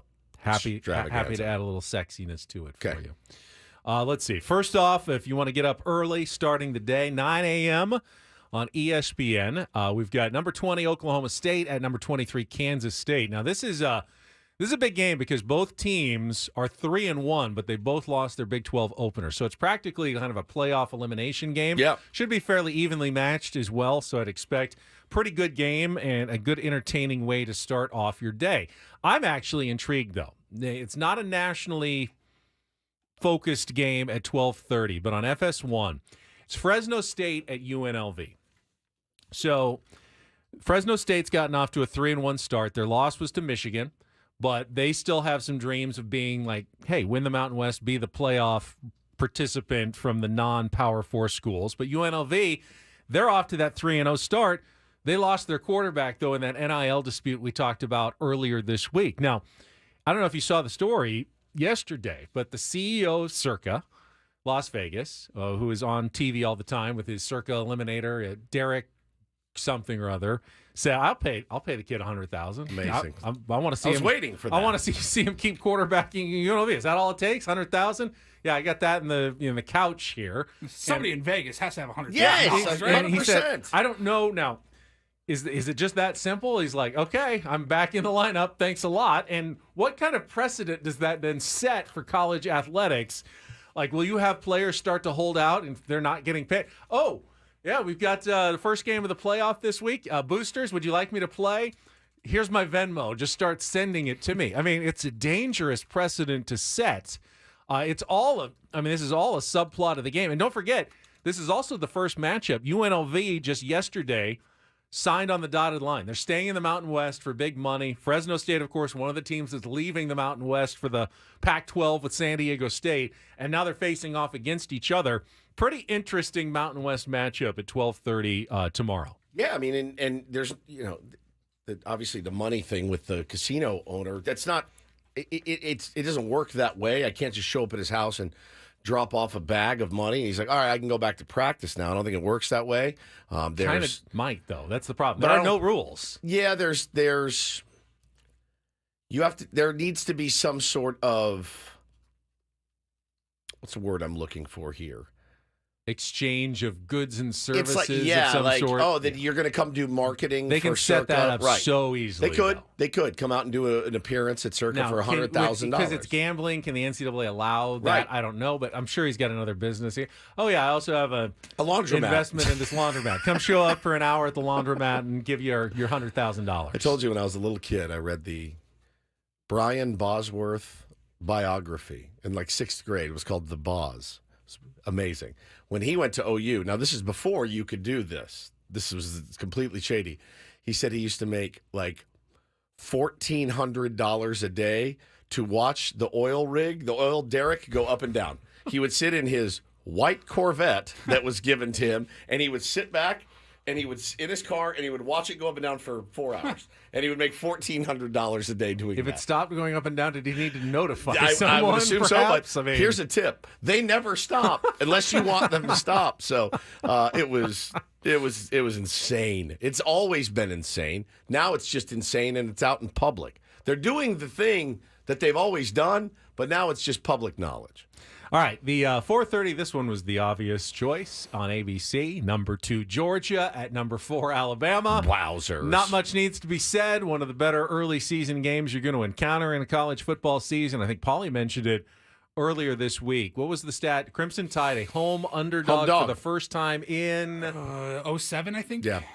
17 years. Yeah. So, but not by much. And obviously, that's going to be pivotal in deciding who has the early season control of the SEC. And then, if you really want to die-hearted, 7 o'clock FS1, you've got future Pac-12 rivals colliding. Washington State at number 25, Boise State. And this is the undefeated Cougs' chance to maybe take the Broncos spot in the top 25 if they can win on the road. So there's your lineup for your super sexy Saturday college football choices, courtesy of yours truly. I see one really sexy game. Very sexy. San Diego State at Central Michigan. 12:30 CBS Sports Net. Fire up Chips. The Chippewas. Man, I have a soccer game I got to coach. Missed that high-powered offense, slinging it all over the USD field. at Drake in the Pioneer League opener. Is that the one you're? No, you skipped over the Irish, playing number 15 Louisville. I gave them some consideration. 2 ranked teams. I went with Fresno State, UNLV, but they are 2 That's a ranked good one, teams. too. Yeah, Yeah. but that's a Peacock game in the middle of the day. Sure is. I'm surprised that Notre Dame's already back up to, 17?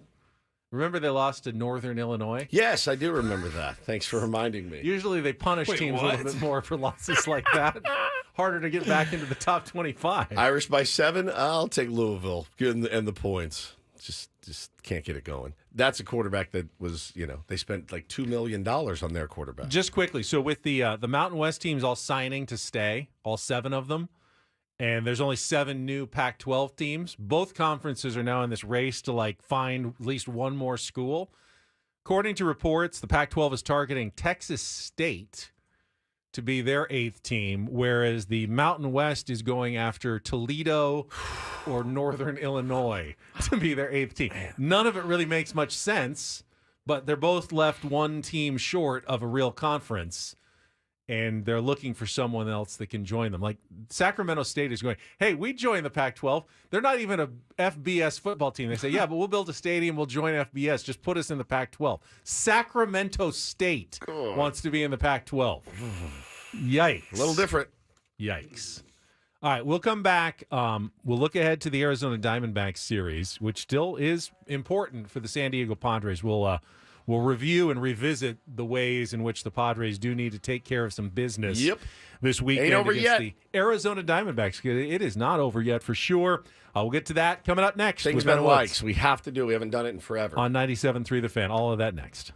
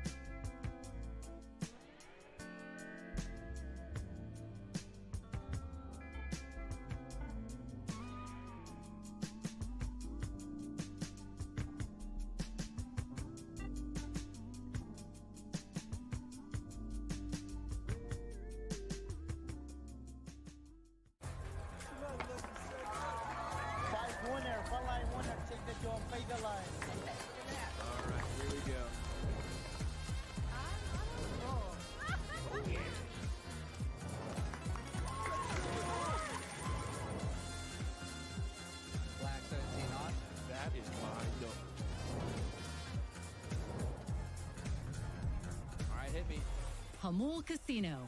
Fun above all else.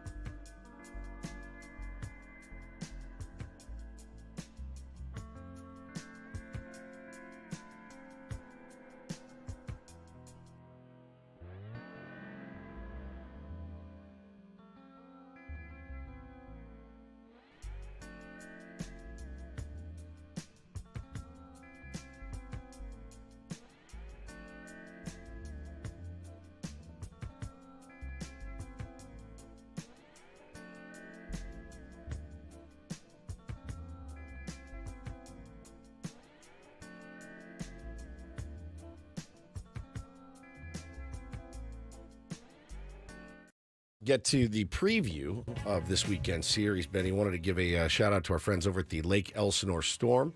They are throwing or hosting a golf tournament. And, yeah, they want some golfers out there. If you go to Thunder Cares Golf, you can. We'll post the link on our Twitter, but Thunder Cares Golf. And it's pretty cool. You can go out. If you sign up to play golf, one person's going to be able to be picked randomly to get to go in and do color for a Storm game. So you sign up to play golf, that you could win that, which is pretty rad. They're obviously doing this for charity, working with kids in Riverside County, and great people over there at the Storm. And we said, we'd absolutely give it a mention for you. It's their golf tournament. It's going to be on October 14th, and they're starting check-in 7 a.m. Shotgun start at 8 a.m. Get in, get out, $200 a player. It's a really good deal. And go to Thunder Cares Golf. That would be in the radio booth for next season, as this season's over. The Storm came within one win of a California League title. Lost the last game. You would not like to do color. You would like to do play-by-play. I would rather be the play-by-play guy. Well, I feel like I'm more suited for that. Right. How so? Well, usually the color commentator tends to be kind of an ex-player, an analyst. Yeah. Has more of kind of the inside knowledge of the game. Not that I don't have some, but I'm more of the describer of the action. The play-by-play. The play-by-play. You do play-by-play. Yeah. Every play, one after you're the the other. play-by-play on this show, kind of. Exactly. Yeah. Exactly. Makes sense. All right, baseball coverage on 97.3 The Fan, little play-by-play here, is presented by T-Mobile. Switch to T-Mobile. You can get tons of benefits, still save on every plan versus AT&T and Verizon. Use their savings calculator to find out how at T-Mobile.com/switch. What are the Padres playing for this weekend? We will spell it all out right after traffic here on 97.3 The Fan. From the 97.3 The Fan Traffic Center, here's Kelly Danick. Traffic is brought to you by Ale Smith 394 Pale Ale. Couple of problems along the 15 in the North County on the southbound side. Right before the 78, reports of what looks like a shelving unit in the two left lanes and stalled cement truck on northbound 15 before Mira Mesa Boulevard. That's got the right lane blocked. Ale Smith 394 Pale Ale, the official rally pint of the playoff push. Catch all the San Diego baseball action this week at the Ale Smith Tasting Room in Miramar. Enjoy specials on 394 and more while you cheer on your team with fellow fans. Don't miss the excitement. Hey, you can even stop there after the air show. That starts today, goes through the weekend. I'm Kelly Danick with Ben and Wood, San Diego's #1 sports station, 97.3 The Fan. So I think the Padres are actually playing for two things this weekend in Arizona. The first and most obvious is home field advantage in the wild card series. They will be playing a wild card series next Tuesday, Wednesday, and Thursday if necessary. They can ensure that that series will be at Petco Park with 2 wins over the Diamondbacks or 1 win over the Diamondbacks plus 1 New York Mets loss in their final 5 games.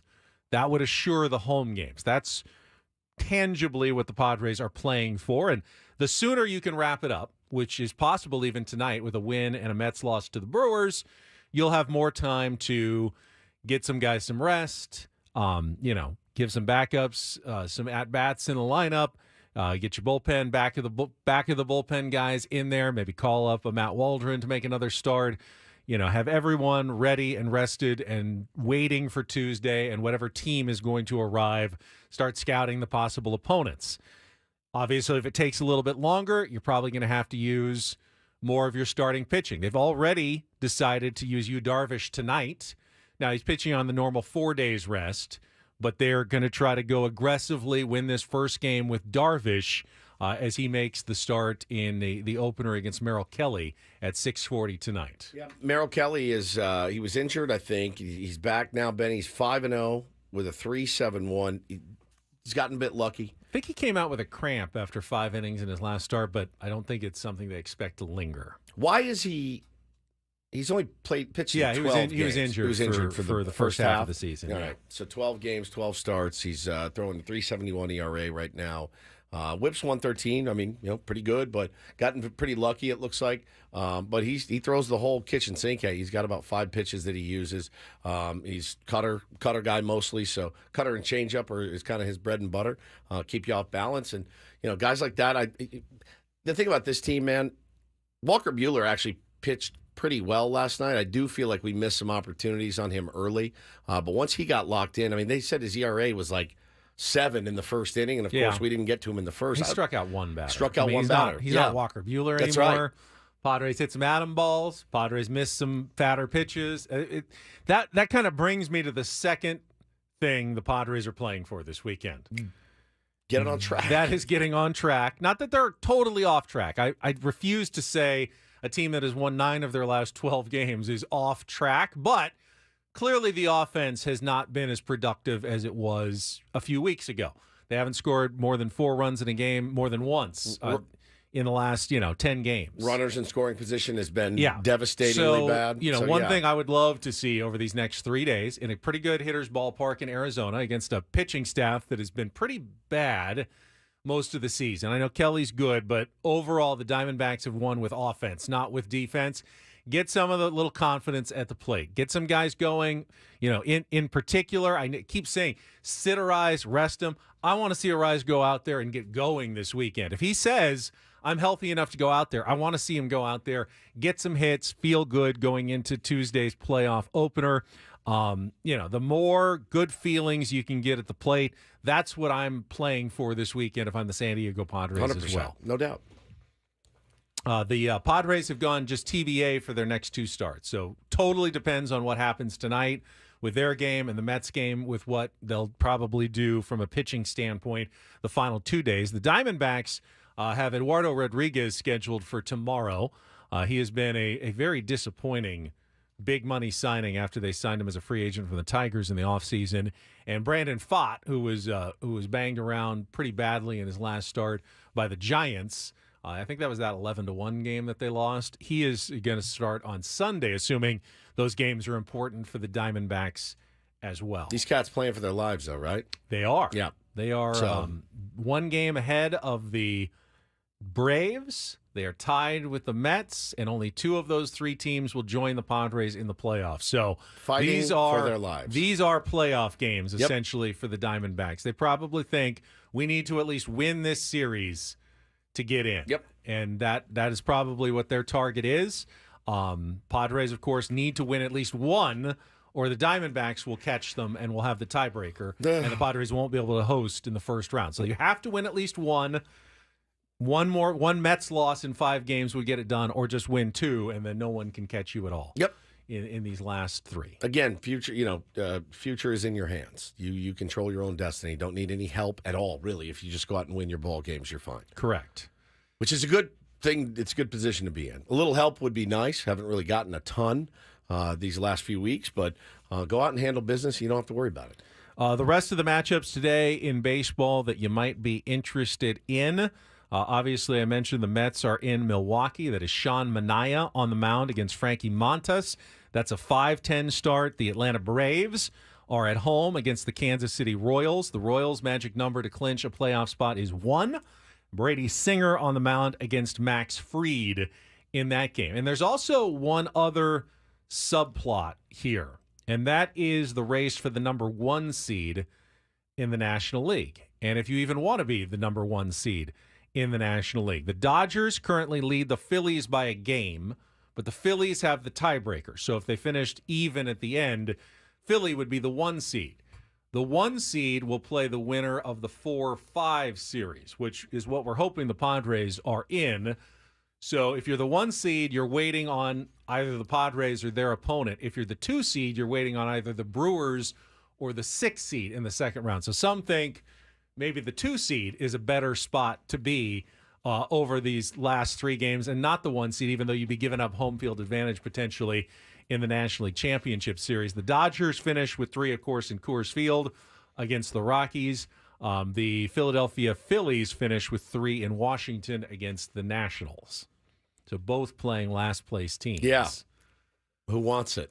I mean, if the Dodgers drop 1, the Phillies can take the 1 seed. Do they want to take the 1 seed? Yeah, of course. I think you do. I don't think you do. I don't think you do. I don't think you play those games. I don't think you ever even. You don't play those games. It's a dangerous game. You don't. But you don't go all out to try to win the 1 seed. You go all out to win a baseball game every time. Like you don't. You start. You Like if there's something to play if there's for. something to play for, you go. You try to win a game. Okay, but I think your definition of this has got to be, yeah, if you've got Aaron Nola pitching, and you can because you're going to have a bye. Right. You're not necessarily going, hey, we need 125 pitches out of you to make sure we win this game. You wouldn't do that anyway.